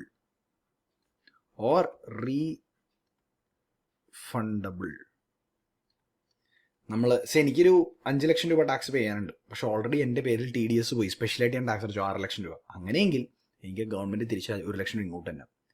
അല്ലെങ്കിൽ എനിക്ക് 5 ലക്ഷം പേ ചെയ്യാനുണ്ട്, ഞാൻ ഓൾറെഡി 3 ലക്ഷം പേ ചെയ്ത TDS ആയിട്ട്, എൻ്റെ പേരിൽ TDS പോയത്. അപ്പോൾ ഞാൻ ഇനി ബാക്കി 2 ലക്ഷം പേയബിൾ ആയിട്ട് എനിക്ക് വന്നു. അപ്പോൾ അതൊക്കെ നമ്മൾ ഡീറ്റെയിൽ ആയിട്ട് പഠിക്കും കേട്ടോ, പക്ഷേ പ്രോസസ് പറഞ്ഞതെന്നുള്ളൂ. ടാക്സ് പേയബിളും റീഫണ്ടബിളും കണ്ടുപിടിച്ച് കഴിഞ്ഞാൽ last step pay tax and file return file ചെയ്യുക. ഇതാണ് ആ ഒരു ഫ്ലോ. ഓക്കെ, ഇപ്പോൾ ആ ഫ്ലോയില് ഈ പോയിന്റിലാണ് നമ്മൾ നിൽക്കണേ. അങ്ങനെ പറയുന്നതായിരിക്കും സാറേ അപ്പോൾ നമ്മൾ ഫസ്റ്റ് പോയിന്റ് തീർത്തു. ഇല്ല, ഫസ്റ്റ് പോയിന്റ് തീർത്തിട്ടില്ല, അതിലേക്ക് ഇനി വരണേ ഉള്ളൂ. നമ്മൾ പക്ഷെ ഫസ്റ്റ് പോയിന്റിലെ അസസി ആരാ എന്ന് മനസ്സിലാക്കി. ഇനി അതിൻ്റെ ഫർദർ അണ്ടർസ്റ്റാൻഡിങ് നമ്മൾ നെക്സ്റ്റ് ചാപ്റ്ററിലേക്ക് കാണുള്ളൂ. ഇനി നമുക്ക് അടുത്ത ബാക്കി ഏതിലേക്കും പോണതിന് മുമ്പ് നമുക്ക് നമ്മുടെ ഈ റെജീംസ് എങ്ങനെയൊക്കെ ടാക്സ് പേ ചെയ്യാം എന്നുള്ളത് നമുക്ക് നോക്കാം. ഓക്കെ, അപ്പോൾ അസസി ആര് തന്നെ ആയിക്കോട്ടെ അവരുടെ എല്ലാവരുടെയും ടാക്സേഷൻ സിസ്റ്റം ഇവിടെ പറയുന്നുണ്ട്. ഇപ്പോൾ നോക്കിക്കഴിഞ്ഞാൽ ഇൻഡിവിജ്വൽസിൻ്റെ HUFനെയും കാണാം, അതാണ് 1. രണ്ടാമത് എനിക്കൊണ്ട് കമ്പനി ആയിരിക്കും, രണ്ടാമത് കമ്പനി, ഫേം, ലോക്കൽ അതോറിറ്റി, അവരുടെ എല്ലാവരെയും ഒറ്റ ടേബിളിനകത്തുണ്ട്. പിന്നെ 3 കുറച്ച് സ്പെഷ്യൽ സാധനങ്ങളും ഉണ്ട്. അപ്പോൾ നമുക്ക് കാണുന്നത് എങ്ങനെയാണെന്നുള്ളത്. അപ്പോൾ ഇത് കാണുന്നതിന് മുമ്പ് നമ്മുടെ ഇപ്പോൾ ഈ പറഞ്ഞത് understanding income and is computation ആണല്ലോ അല്ലേ. അതിന് മുമ്പ് നമുക്ക് ഈ റെജീംസ് കാണണ്ടേ. സോറി, ഞാൻ തൊട്ടും പറഞ്ഞത് understanding income and is computation അല്ല, ഓരോ വ്യക്തിക്ക് എങ്ങനെ ടാക്സ് വരുന്നുള്ളതാണല്ലോ കണ്ടേ. അതിനു മുമ്പ് അവർക്ക് വരുന്ന റെജീംസ് കാണണ്ടേ, അതാണ് ഫസ്റ്റ് നമ്മൾ കാണാൻ പോകുന്നത്. അപ്പോൾ ഈ റെജീംസിലേക്ക് കടക്കുമ്പോൾ നമ്മൾ മനസ്സിലാക്കേണ്ടത് ഏത് റെജീമേ ഇങ്ങനെ ടാക്സ് ചെയ്തോട്ടെ, ടാക്സ് എന്നുള്ള സാധനത്തിനെ 2 രീതിയിൽ കണ്ടുപിടിക്കാം. സോ റിമെമ്പർ, ഈ പറഞ്ഞ നോർമൽ പ്രൊവിഷൻ്റെയും സ്പെഷ്യൽ പ്രൊവിഷൻ്റെയും കാര്യം പറയുന്നത് ഇതിങ്ങനെയാണ് വരിക. ഇതൊന്ന് പിക്ചർ ചെയ്യാം മനസ്സിൽ. ടാക്സ് 2 രീതിയിൽ പേ ചെയ്യാം. നോർമൽ പ്രൊവിഷൻസിലും പേ ചെയ്യാം, സ്പെഷ്യലിലും പേ ചെയ്യാം. സ്പെഷ്യലിൽ വരുന്ന 3 സാധനങ്ങളാണ് TDS, TCS and advance tax. നോർമലിൽ ഒരു ഇൻഡിവിജ്വൽ ആണെങ്കിൽ, തൽക്കാലം ഞാൻ ഇൻഡിവിജ്വലിൻ്റെ കാര്യം മാത്രമേ പറയുന്നുള്ളൂ. ഇൻഡിവിജ്വലിൽ 115 BAC എന്ന് പറയുന്ന പുതിയ റെജീം, പക്ഷേ ഇത് ഡീഫോൾട്ടാണ്. ഇത്രയും നാള് അത് പറഞ്ഞു എഴുതിയെടുക്കട്ടെ. അല്ലെങ്കിൽ നമ്മുടെ നോർമൽ പ്രൊവിഷൻസ് വെച്ച് പേ ചെയ്യാം, ജനറൽ പ്രൊവിഷൻസ്. ഈ 115 BAC എന്നുള്ളത് ഫിനാൻഷ്യൽ ഇയർ 2020-21 വന്നതാണ്. 2020-21 നമ്മുടെ ഫിനാൻസ് മിനിസ്റ്റർ കൊണ്ടുവന്നിട്ട് പറഞ്ഞു, നിങ്ങൾക്കിനി ടാക്സ് പേ ചെയ്യണമെങ്കിൽ ഇത് മാത്രമല്ല ഇതും കൂടെ ഞങ്ങൾ തരാം, ഇത് പ്രകാരം വേണമെങ്കിൽ നിങ്ങൾ പേ ചെയ്തു, നിങ്ങളുടെ ഇഷ്ടമാണ്. ഇതായിരുന്നു ഓൾറെഡി ഉണ്ടായിരുന്നത്, ഇതായിരുന്നു സ്റ്റാൻഡേർഡ്, ഇതൊരു ഓപ്ഷൻ ആയിരുന്നു. ദിസ് വാസ് ഡീഫോൾട്ട്, ഇതാണ് ഉള്ളത്. വേണമെങ്കിൽ നിങ്ങൾക്ക് 115 BAC എടുക്കാം ഓപ്ഷനായിട്ട്. അത് 2020-21, 21-22, 22-23, 23-24 എത്തിയപ്പോഴേക്കും എന്ത് സംഭവിച്ചു എന്ന് വെച്ച് കഴിഞ്ഞാൽ, ഇവനായിരുന്നല്ലോ ഡീഫോൾട്ട്. ഏത് ഈ നോർമൽ ഇതായിരുന്നു ഡീഫോൾട്ട്, ഇയാളായിരുന്നു ഡീഫോൾട്ട്, ഇയാളാണ് പൊതുവേ ഉള്ളത്. And this was an option, 115 BAC was an option. നിയമം മാറ്റി, ഇത് ഡീഫോൾട്ട് അല്ല, ഇതിനെ ആക്കി ഡീഫോൾട്ട്, 115 BAC ആക്കി ഡീഫോൾട്ട്. അതായത് നിങ്ങൾ പേ ചെയ്യേണ്ട 115 BAC പ്രകാരം. വേണമെങ്കിൽ നിങ്ങൾക്ക് വേണമെങ്കിൽ നമ്മുടെ പഴയ പ്രൊവിഷൻസ്, ഇതിനെ ഈ നോർമൽ പ്രൊവിഷൻസ് പറഞ്ഞ ഓൾഡിനെ വേണമെങ്കിൽ എടുക്കാം. നോർമൽ പ്രൊവിഷൻസ് പറയുന്ന ഓൾഡിനെ വേണമെങ്കിൽ എടുക്കാം. ഈ ഓൾഡ് വണ്ണായി ഓപ്ഷണൽ. പണ്ട് തിരിച്ചായിരുന്നു, കഴിഞ്ഞ കൊല്ലം വരെ തിരിച്ചായിരുന്നു. ഓക്കെ, ഇതിൽ എങ്ങനെ തന്നെയായാലും ഒരു ഇൻഡിവിജ്വൽ കമ്പ്യൂട്ട് ചെയ്യുമ്പോൾ ആദ്യം ചെയ്യേണ്ടത് എന്താ, അയാളുടെ ഇൻകം കമ്പ്യൂട്ട് ചെയ്യണം. ടാക്സ് എത്ര അടയ്ക്കേണ്ടതെന്നാണ് അയാളുടെ ഇൻകം കമ്പ്യൂട്ട് ചെയ്യണം. ഇൻകം കണ്ടുപിടിച്ചിട്ടാണ് ടാക്സ് ലയബിലിറ്റിയിലേക്ക് എത്തുന്നത്. ഇൻകം എന്ന് പറയുന്നത് ഗ്രോസ് ടോട്ടൽ ഇൻകമായും ടോട്ടൽ ഇൻകമായും നമ്മൾ കമ്പ്യൂട്ട് ചെയ്യും. അപ്പോൾ നമുക്കത് കാണാൻ എങ്ങനെയാണ്. ഓക്കെ, അപ്പോൾ ആദ്യം തന്നെ ഒരാൾ ചെയ്യേണ്ടത് അയാൾ ആരാണ്, അയാൾ ഏത് റെജീം എടുക്കുന്നതെന്നൊക്കെ മനസ്സിലായി കഴിഞ്ഞാൽ അയാൾ ചെയ്യേണ്ടത് അയാളുടെ ഇൻകം കമ്പ്യൂട്ട് ചെയ്യണം. നമ്മുടെ നാട്ടിലെ നിയമം പറയുന്നത് ഏതൊരു ഇൻകത്തിനെയും 5 ക്ലാസിഫിക്കേഷനിലേക്ക് കൊണ്ടുവരാം. 1 salaries, 2 income from house property, 3 profits and gains of business of profession, capital gains and finally income from other sources. അപ്പം ഞാൻ ഇവിടെ ഹൈലൈറ്റ് ചെയ്തിരിക്കുന്ന കാര്യങ്ങൾ, ഈ കാര്യങ്ങൾ മൊത്തം നിയമത്തിലെ സെക്ഷൻസ് ആണ്. ഇപ്പോൾ സാലറീസ് എന്ന് പറഞ്ഞ ഐറ്റത്തെക്കുറിച്ച് നിയമത്തിൽ പറയുന്നത് സെക്ഷൻ 15 തൊട്ട് 17 വരെയാണ്. സാലറി എന്ന് പറഞ്ഞാൽ എന്താ, നിങ്ങൾക്കറിയാം എന്താ സാലറി എന്നുള്ളത് അല്ലേ, ഡീറ്റെയിൽ ആയിട്ട് നമ്മൾ പഠിക്കും. രണ്ടാമത് ഇൻകം ഫ്രം ഹൗസ് പ്രോപ്പർട്ടി, ഒരു വീട്ടിൽ നിന്നും വാടക രൂപത്തിൽ കിട്ടുന്ന ഇൻകം. മൂന്നാമത്തെ 28-44 വരെ ഒരാൾ ബിസിനസ് ചെയ്തോ അല്ലെങ്കിൽ പ്രൊഫഷൻ കണ്ടക്ട് ചെയ്തോ ഉണ്ടാക്കുന്ന ഇൻകം. നാലാമത്തത് വസ്തു കച്ചവടം, ക്യാപിറ്റൽ അസറ്റിൻ്റെ കച്ചവടം. ഇപ്പോൾ എൻ്റെ ഒരു സ്വർണ്ണം ഉണ്ട്, ആ സ്വർണ്ണം പറ്റി ഉണ്ടാക്കുന്നത്. ഇതിലൊന്നിലും പെടാത്തതാണ് ഇൻകം ഫ്രം അതർ സോഴ്സസ്. ഇതിലൊന്നിലും പെടാത്ത വല്ല വരുമാനം നിങ്ങൾക്ക് ഉണ്ടോ, ലോട്ടറി അടിച്ചു അതിവിടെ വരും, കുറച്ച് ഷെയർസ് നിങ്ങൾ വാങ്ങി ഡിവിഡൻഡ് കിട്ടി അതിവിടെ വരും. അങ്ങനെ ഈ 5 ഇൻകംസിനെയും കൂടി എടുത്ത് അതിൻ്റെ കൂടെ സ്പെഷ്യലായ 2 ഐറ്റംസും കൂടെ അഡ്ജസ്റ്റ്മെൻറ്റ് നടത്തും. ഇത് 2 അഡ്ജസ്റ്റ്മെൻറ്റ് ഐറ്റംസാണ്, ക്ലബിംഗ് ആൻഡ് സെറ്റ് ഓഫ്. പക്ഷെ ഓർക്കുക, ഞാനിവിടെ അമൗണ്ട് ഇട്ടിട്ടില്ല. അതിൻ്റെ കാരണം എന്താ വെച്ച് കഴിഞ്ഞാൽ ഈ ക്ലബിങ് സെറ്റ് ഓഫും അതിൻ്റേതായ ഹെഡുകളുടെ കൂടെ തന്നെ ചെയ്യും. അപ്ലൈഡ് അലോങ് വിത്ത് ഹെഡ്സ് ആണ്. മനസ്സിലായിട്ടുണ്ടാവില്ല എന്ന് എനിക്കറിയാം, പേടിക്കണ്ട. ആ സെക്ഷൻ ആ ഏരിയ എത്തുമ്പോൾ നമ്മൾ ക്ലബിങ്ങിൻ്റെ സെറ്റ് ഓഫിൻ്റെ ചാപ്റ്റർ പഠിക്കുമ്പോൾ മനസ്സിലാവും. അങ്ങനെ 5 ഹെഡ്സ് പ്ലസ് അവരുടെ ക്ലബിങ് പ്ലസ് ഓർ മൈനസ് അവരുടെ സെറ്റ് ഓഫ്, സോറി മൈനസ് ഇല്ല, പ്ലസ് ഇല്ല, മൈനസ് ആണ്, മൈനസ് സെറ്റ് ഓഫും കൂടെ ചെയ്ത് കഴിഞ്ഞാൽ, so let me just remove that plus അല്ല അവരുടെ മൈനസ് സെറ്റ് ഓഫ് അല്ലെങ്കിൽ ക്യാരി ഫോർവേഡ് ചെയ്താൽ നമുക്ക് നമ്മുടെ ഗ്രോസ് ടോട്ടൽ ഇൻകം കിട്ടും. ഈ ഗ്രോസ് ടോട്ടൽ ഇൻകത്തിൽ നിന്നും നമ്മൾ നമ്മുടെ വളരെ ഇമ്പോർട്ടൻ്റ് ആയ സാധനം 80C to 80U chapter 6 deductions കുറച്ച് കഴിഞ്ഞാൽ നമുക്കവിടെ ടോട്ടൽ ഇൻകം കിട്ടും. എന്തുകൊണ്ടാണെന്ന് പറയാം, ഞാൻ റെജീം മനസ്സിലാക്കിയിട്ടേ ഈ കാൽക്കുലേഷൻ തുടങ്ങാൻ പാടുള്ളൂ എന്ന് പറഞ്ഞത്. നമ്മൾ സാധാരണ റെജീമാണോ, അത് 115 BSc ആണോ, അതോ പഴയ റെജീമാണോ എടുക്കണേന്ന് പറഞ്ഞ് അത് മനസ്സിലാക്കിയിട്ട് ഇങ്ങോട്ട് വരാൻ പാടുള്ളൂ എന്ന് പറഞ്ഞത്. റെജീം മാറുമ്പോൾ ഇതിൻ്റെയൊക്കെ കമ്പ്യൂട്ടേഷൻ മാറും. സാലറിയുടെ കമ്പ്യൂട്ടേഷൻ നല്ല പോലെ മാറും, ഇതിൻ്റെ കമ്പ്യൂട്ടേഷൻ മാറും, ഇതിൻ്റെ കമ്പ്യൂട്ടേഷൻ മാറും. അത് ഇവിടെ സംഖ്യ മാറും. ചിലപ്പോൾ ഒരാൾക്ക് ഒരു റെജീമിൽ സാലറി 5 ലക്ഷം ആയിരിക്കും, വേറെ റെജീമിൽ സംഖ്യ 10 ലക്ഷം ആയിരിക്കും. എല്ലാം സെയിം, പക്ഷെ റെജീം മാറിയപ്പോൾ കാര്യങ്ങൾ മാറും. ഓക്കെ, അതൊക്കെ നമ്മൾ അതിൻ്റേതായ ചാപ്റ്റേഴ്സിൽ കാണുകയും ചെയ്യും. അങ്ങനെ നമ്മൾ ടോട്ടൽ ഇൻകം കണ്ടുപിടിക്കുന്നു. ഇനി ഒരു വളരെ ഹൈലൈറ്റ് പോയിന്റ്, ടോട്ടൽ ഇൻകം വന്ന് നിൽക്കുന്നത് 0-ത്തിലല്ല. സ്റ്റാൻഡ്സ് അറ്റ് 0 കൊണ്ട് അവസാനിക്കുന്ന സംഖ്യയിലല്ല. 28,000 അല്ലെങ്കിൽ 28,50,002 rupees. 28,50,002 28,50,002 ഇങ്ങനെ എന്ത് ചെയ്യണമെന്ന് വെച്ചാൽ ഏറ്റവും അടുത്തുള്ള 0-ത്തിലേക്ക് നമ്മൾ റൗണ്ട് ഓഫ് ചെയ്യണം. ഏറ്റവും അടുത്തുള്ള 0 28,50,000. ഓക്കെ, അത് സെക്ഷൻ 288 ആണ് പറയുന്നത്. 288 ടോട്ടൽ ഇൻകത്തിനെ എപ്പോഴും ഏറ്റവും അടുത്തുള്ള 10ന്റെ മൾട്ടിപ്പിളിലേക്ക് റൗണ്ട് ഓഫ് ചെയ്യുക. 5, 6, 7, 8, 9 ആണെങ്കിൽ അടുത്തതിലേക്കും, 1, 2, 3, 4 ആണെങ്കിൽ അടിയിൽ തന്നെ 10ാമത്തെ ഫിഗറിലേക്കാണ് റൗണ്ട് ഓഫ് ചെയ്യുക. ഇനി അവിടെ നിന്ന് നമ്മൾ ടോട്ടൽ ഇൻകം കണ്ടുപിടിച്ചു, അതിൻ്റെ പേരിൽ എത്ര ടാക്സ് അടയ്ക്കണം എന്നുള്ളത് നോക്കും. ടാക്സ് ഫിനാൻസ് ആക്ട് പറയും എത്ര അടയ്ക്കണത്. ഓരോ കൊല്ലവും ടാക്സ് മാറുന്നൊക്കെ പറയും. ഇപ്പോൾ 2023-24 ചേഞ്ച് വന്നേ, അത് പറയുന്ന പ്രകാരം ടാക്സ് അടയ്ക്കും. ഇനി ഒരു 4 സ്പെഷ്യൽ ഐറ്റംസാണ്. ഇതെല്ലാവർക്കും വരണമെന്നില്ല, ആപ്ലിക്കബിൾ ആണെങ്കിൽ മാത്രമേ വരൂ. ആദ്യത്തേത് അഗ്രികൾച്ചറൽ ഇൻറ്റഗ്രേഷൻ പഠിക്കും. അഗ്രികൾച്ചറൽ ഇൻകത്തിൻ്റെ ചാപ്റ്റർ പഠിക്കും. റിബേറ്റ്, ഇത് നമ്മൾ ഈ ലെസണിൽ തന്നെ പഠിക്കും. സർചാർജ്, മാർജിനൽ റിലീഫ്, ഇത് രണ്ട് നമ്മൾ ഈ ചാപ്റ്ററിൽ തന്നെ പഠിക്കേണ്ടതാണ്. പക്ഷെ ഞാൻ ഈ വീഡിയോ പഠിപ്പിക്കില്ല, വേറെ വീഡിയോയിലായിരിക്കും പഠിപ്പിക്കുന്നത്. കാരണം അതിപ്പോൾ പഠിച്ചിട്ട് കാര്യമില്ല. സർചാർജും മാർജിനൽ റിലീഫും മനസ്സിലാക്കണമെങ്കിൽ നമ്മൾ ഇതെല്ലാം തീർത്തിട്ട് വേണം വരാനായിട്ട്. ഒന്നും കൂടെ തിരിച്ചു വരും ഈ ചാപ്റ്ററിലേക്ക്. ഓക്കെ, അപ്പോൾ ഈ ചാപ്റ്ററിൽ ഞാൻ പഠിപ്പിക്കാൻ പോകണം, ഇതിനെക്കുറിച്ച് പഠിപ്പിക്കും, പിന്നെ ഇതെല്ലാം കഴിഞ്ഞ് സെസ് ഇതിനെക്കുറിച്ചും പഠിപ്പിക്കും. പക്ഷേ ഈ സാധനം റിലീഫ് അണ്ടർ സെക്ഷൻ 89 അത് ഞാൻ പഠിപ്പിക്കില്ല. അത് പഠിക്കണമെങ്കിൽ നിങ്ങൾ സാലറീസ് പഠിച്ചിട്ട് തിരിച്ചു വരണം. ഓക്കെ, അപ്പോൾ അങ്ങനെയായിരിക്കും നമ്മൾ ചെയ്യാൻ പോകുന്നത്. സാലറീസ് കഴിഞ്ഞിട്ടായിരിക്കും ഞാൻ റിലീഫ് അണ്ടർ സെക്ഷൻ 89 എന്താണെന്ന് പറഞ്ഞു തരാൻ പോകുന്നത്. Okay, for this class for this video we learn this പക്ഷെ ഇതൊക്കെ കാണും നമ്മൾ, ഇതൊക്കെ ഈ ബുക്കിൽ കിടക്കുന്നത് കാണും. അങ്ങനെ ഒന്ന് നോക്കുക. ടാക്സ് എടുത്തു, അതിനോട് അഗ്രികൾച്ചറൽ ഇൻറ്റഗ്രേഷനിലേക്ക് ആഡ് ചെയ്തു. റിബേറ്റ് എന്ന് പറഞ്ഞാൽ ഡിസ്കൗണ്ട് ആണ്, അത് കുറയ്ക്കേണ്ട സാധനം കുറച്ചു. സർചാർജ് എന്ന് പറഞ്ഞാൽ ടാക്സിൻ്റെ മുകളിൽ വരേണ്ട ടാക്സ്, അത് ആഡ് ചെയ്തു.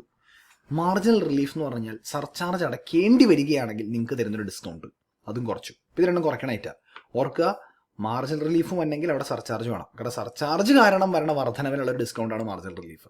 ഓക്കെ, അത് കുറച്ചു. അതെല്ലാം നമ്മൾ ടോട്ടൽ എടുത്തു. ഈ ടോട്ടലിൻ്റെ 4% സെസ്സായിട്ട് നമ്മൾ എടുത്തു, അത് ആഡ് ചെയ്തു. ഉണ്ട് ഇനി ഒരു റിലീഫ് അണ്ടർ സെക്ഷൻ 89 ഈ വ്യക്തിക്ക് ബാധകമാണോ നോക്കി, ആണെങ്കിൽ എടുത്ത് അത് കുറച്ച് ടാക്സ് ലയബിലിറ്റി കണ്ടുപിടിക്കുന്നു. Okay, yes. ഇനി നേരത്തെ പറഞ്ഞ ഈ 288A പോലെ തന്നെ ഇവിടെ ഒരു സാധനം 288B. നിങ്ങളുടെ taxable amount, tax liability amount 10-ലല്ല അവസാനിക്കുന്നെങ്കിൽ, 0-ലല്ല, 10ന്റെ മൾട്ടിപ്പിളല്ല അവസാനിക്കുന്നെങ്കിൽ അതാക്കുക. ഒരു ജേണി മനസ്സിലായോ? യെസ്, മനസ്സിലായെങ്കിൽ one thing that you can do is ഈ രണ്ട് സാധനങ്ങളും ഈ 2 ടേബിൾസ് ഒന്ന് എഴുതിയെടുക്കുക. Okay, fine. ഓക്കെ, ഇനി നമ്മൾ കാണാൻ പോകുന്നതാണ് എങ്ങനെയാണ് ഈ tax as per finance act അടയ്ക്കേണ്ടത്. അത് ഓരോ SSക്ക് ഓരോ രീതിയിലാണ്. പക്ഷെ ഞാൻ ഈ വീഡിയോയിൽ ഇൻഡിവിജ്വൽസിൻ്റെ മെയിൻ കാര്യം മാത്രമേ പറയുന്നുള്ളൂ. കമ്പനിയുടെ ഫോമിൻ്റെ ഒന്നും പറയുന്നില്ല, അതൊക്കെ നമ്മൾ പിന്നീട് കാണും. ഓക്കെ, അപ്പോൾ യെസ്, നമുക്ക് നമ്മുടെ നാട്ടിലെ നിയമപ്രകാരം there are different tax rates. എന്താ പേന വരാത്തെ? Different tax rates based on who the SSEs and what the income is. ആരാ ടാക്സ് അടയ്ക്കേണ്ട ആള് എന്നുള്ളതിൻ്റെ ബേസിസിലും എന്ത് വരുമാനത്തിലാണ് ടാക്സ് അടയ്ക്കുന്നത് എന്നുള്ളതിൻ്റെ ബേസിസിലും പല ടാക്സ് റേറ്റ് വരാം. നിങ്ങൾ തന്നെ കേട്ടിട്ടുണ്ടാവും, ലോട്ടറി കിട്ടി കഴിഞ്ഞാൽ അതിൽ 30% ടാക്സ് ഒന്നും കേട്ടിട്ടുണ്ടാവും അല്ലേ? സാധാരണഗതിയിൽ ടാക്സ് അടയ്ക്കാത്ത ചിലപ്പോൾ ഒരാളായിരിക്കാം, ചിലപ്പോൾ ടാക്സ് അടയ്ക്കുന്ന ചിലപ്പോൾ 5% അടയ്ക്കുന്ന ആളായിരിക്കാം, 20% അടയ്ക്കുന്ന ആളായിരിക്കാം. ഇപ്പോൾ ലോട്ടറിക്ക് 30% ടാക്സ് പോയേ പറ്റും. മനസ്സിലായോ? അപ്പോൾ നമ്മുടെ നാട്ടിൽ ജനറൽ സിസ്റ്റം ഉണ്ട്, അത് അസസിക്ക് ആപ്ലിക്കബിൾ ആയിട്ടുള്ള ടാക്സ് റേറ്റ്സ്. സ്പെഷ്യൽ സിസ്റ്റം ഉണ്ട്, അത് ഇൻകത്തിന് ആപ്ലിക്കബിൾ ആയിട്ടുള്ളത്. ഓക്കെ, അപ്പം അസസിക്ക് ആപ്ലിക്കബിൾ ആയ ടാക്സ് റേറ്റ്സ് വെച്ച് നമ്മൾ തുടങ്ങാൻ പോണേ. ആദ്യം നമ്മൾ കാണാൻ പോകുന്നത് individual HUF, BOI and AJP. ഈ പറഞ്ഞ അസസിനെ നമ്മൾ ഫസ്റ്റ് കാണാൻ പോകുന്നത്. ഇവരുടെ സിസ്റ്റം സ്ലാബ് സിസ്റ്റം എന്നാണ് പറയുന്നത്. അത് 115 BAC പ്രകാരമുള്ള സിസ്റ്റം ഉണ്ട്, നോർമൽ സിസ്റ്റം ഉണ്ട്. നമ്മൾ നേരത്തെ ഇവിടെ കണ്ടല്ലോ 115 BAC പ്രകാരമുള്ള സിസ്റ്റം ഉണ്ട്, നോർമൽ സിസ്റ്റം ഉണ്ട്. ഇപ്പം ഇവിടെ ഞാൻ ഇൻഡിവിജ്വലിൻ്റെ കാര്യം മാത്രമാണ് പറഞ്ഞത്, ഇൻഡിവിജ്വലിൻ്റെ കാര്യം. അപ്പോൾ എന്താണ് ഈ രണ്ട് സിസ്റ്റംസ് എന്ന് നോക്കാം. 115 BAC എന്ന് പറയുന്ന പുതിയ ഡിഫോൾട്ട് സിസ്റ്റം കഴിഞ്ഞ വർഷമാണ് ഡിഫോൾട്ട് ആക്കിയത്. ഇവിടെ എന്താ ഇൻകം ടാക്സ് ആക്ട് ചെയ്തതെന്ന് വെച്ച് കഴിഞ്ഞാൽ ടാക്സബിൾ പെർസെൻറ്റേജ് ഭയങ്കര കുറച്ചു കൊടുത്തു. ഇങ്ങനെയാക്കി ടാക്സബിൾ പെർസെൻറ്റേജിൻ്റെ കംപ്ലീറ്റ് ഫ്ലോ. നേരത്തെ എങ്ങനെയായിരുന്നു പറയും, ഇപ്പോൾ ഇത് കണ്ടോ, ഫ്ലോ ഉണ്ടോ, 3 ലക്ഷം വരെ ഒന്നും അടയ്ക്കണ്ട, 3 തൊട്ട് 6 ലക്ഷം വരെ 5%, 6 തൊട്ട് 9 വരെ 10%, 9 തൊട്ട് 12 വരെ 15%, 12 തൊട്ട് 15 വരെ 20%, 15ൻ്റെ മുകളിൽ 30%. ഇങ്ങനെയാക്കി. പണ്ട് എങ്ങനെയായിരുന്നു എന്ന് വെച്ച് കഴിഞ്ഞാൽ ഇത് ഇങ്ങനെയായിരുന്നു. 2.5 വരെ ഒന്നും അടയ്ക്കണ്ട, 2.5 തൊട്ട് 5 വരെ 5, 5 തൊട്ട് 10 വരെ 20, 10ന് മുകളിൽ 30%. ഇപ്പോൾ 12 ലക്ഷം ഇൻകമുള്ള ആളാണെങ്കിൽ അയാൾ 30% സ്ലാബിൽ വീണു. ഇനി ഈ സ്ലാബിൻ്റെ പ്രവർത്തനം എങ്ങനെയാണെന്നുള്ളത് ഞാൻ കുറച്ച് സംസ് വർക്കൗട്ട് ചെയ്യുന്ന ഒരു വീഡിയോ ഉണ്ട്. You can see that right after this video. സ്ലാബിൻ്റെ എങ്ങനെ ഒരാളുടെ 10.5 ലക്ഷം രൂപ ഇൻകമുള്ള ആളെ പഴയതിലും പുതിയതിലും എങ്ങനെ ഇൻകം കണ്ടുപിടിക്കണം, 5 ലക്ഷം ഇൻകമുള്ള ആളെ പഴയതിലും പുതിയതിലും എങ്ങനെ കണ്ടുപിടിക്കണം എന്നുള്ളത് ഞാൻ ഇത് കണ്ടൊരു വീഡിയോ ഇടുന്നുണ്ട്. ഇതിൽ കോൺസെപ്റ്റ് മാത്രം. അപ്പോൾ ഇങ്ങനെ 115 BAC വരെ സ്ലാബ് ഉണ്ടാക്കി. ഓർക്കുക, this is for individuals HUF, AOP, BOI and AJP. അപ്പോൾ ഇതൊന്ന് പെട്ടെന്ന് എഴുതിയെടുക്കുക. Section 115 BAC പ്രകാരമുള്ളത്. ഇനി അതല്ല 115 BAC അല്ല, നിങ്ങൾക്ക് നോർമൽ സിസ്റ്റം മതിയെങ്കിൽ അത് ഇങ്ങനെയാണ് പോകേണ്ടത്. നോർമൽ സിസ്റ്റത്തിൽ പ്രത്യേകത എന്താ വെച്ച് കഴിഞ്ഞാൽ അവിടെ ആളുടെ പ്രായം, ഇൻഡിവിജ്വലിൻ്റെ പ്രായം വെച്ച് ഒരു ബെനിഫിറ്റ് കിട്ടും. ഇപ്പോൾ നോർമൽ സിസ്റ്റത്തിലെ ഫസ്റ്റ് സ്ലാബ് ഇത് resident individuals other than senior citizens or super senior citizens. അത് 60 വയസ്സിന് താഴെയുള്ള ഒരു റെസിഡൻറ്റ് ഇൻഡിവിജ്വൽ. നിങ്ങൾക്ക് റെസിഡൻറ്റ് ഇൻഡിവിജ്വൽ ആരാന്നറിയോ? അറിയില്ലല്ലോ, അതിനടുത്ത ചാപ്റ്റർ പഠിക്കണം. ഇനി നോൺ റെസിഡൻറ്റ് ഇൻഡിവിജ്വൽസ് പ്രായം നോക്കാത്ത നോൺ റെസിഡൻറ്റ് ഇൻഡിവിജ്വൽസ്. അത് കഴിഞ്ഞ് HUF, AOP, BOI and AJP. ഇവരാണ് ഇവിടെ വരുന്നത്. ഓക്കെ, ഇവരാണ് ഇവിടെ വരുന്നത്. ഇനി 60 വയസ്സിന് മുകളിലുള്ള റെസിഡൻറ്റ് ഇൻഡിവിജ്വൽസ് ആണെങ്കിൽ സ്ലാബിന് ചെറിയൊരു മാറ്റം വരും. 2.5 ലക്ഷം വരെ ഒന്നും വേണ്ട എന്നല്ല നേരത്തെ പറഞ്ഞേ. ഇവിടെ പറഞ്ഞ 3 ലക്ഷം വരെ ഒന്നും വേണ്ട. 3 തൊട്ട് 5 വരെ സെയിം 5, 5 തൊട്ട് 10 വരെ 20, 10ന് മുകളിൽ 30. ഇനി 80 വയസ്സിന് മുകളിലുള്ള ഒരു റെസിഡൻഷ്യൽ റെസിഡൻറ്റ് ഇൻഡിവിജ്വൽ ആണെങ്കിലോ 5 ലക്ഷം വരെ ഒന്നും വേണ്ട, 5 തൊട്ട് 10 വരെ 20, 10ന് മുകളിലേക്ക് 30. മനസ്സിലായോ?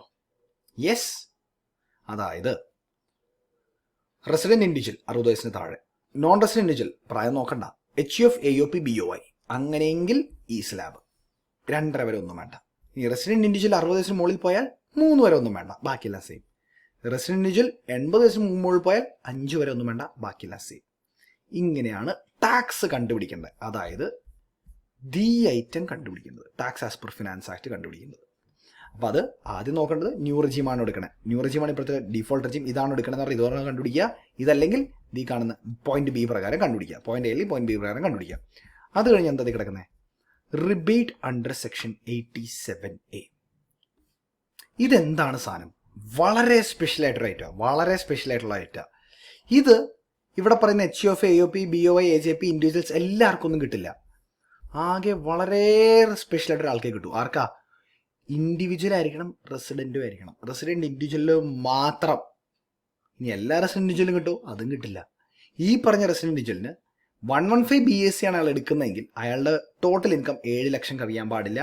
ഇനി സാധാരണഗതിയിലുള്ള 0 to 2.5, 2.5 to 5, 5 to 10, 10 ആൻഡ് അപ്പോർട്സ് രണ്ടാമത്തെ ബി പ്രകാരമുള്ളതാണ് എടുക്കുന്നതെങ്കിൽ 5 ലക്ഷം കവിയാൻ പാടില്ല.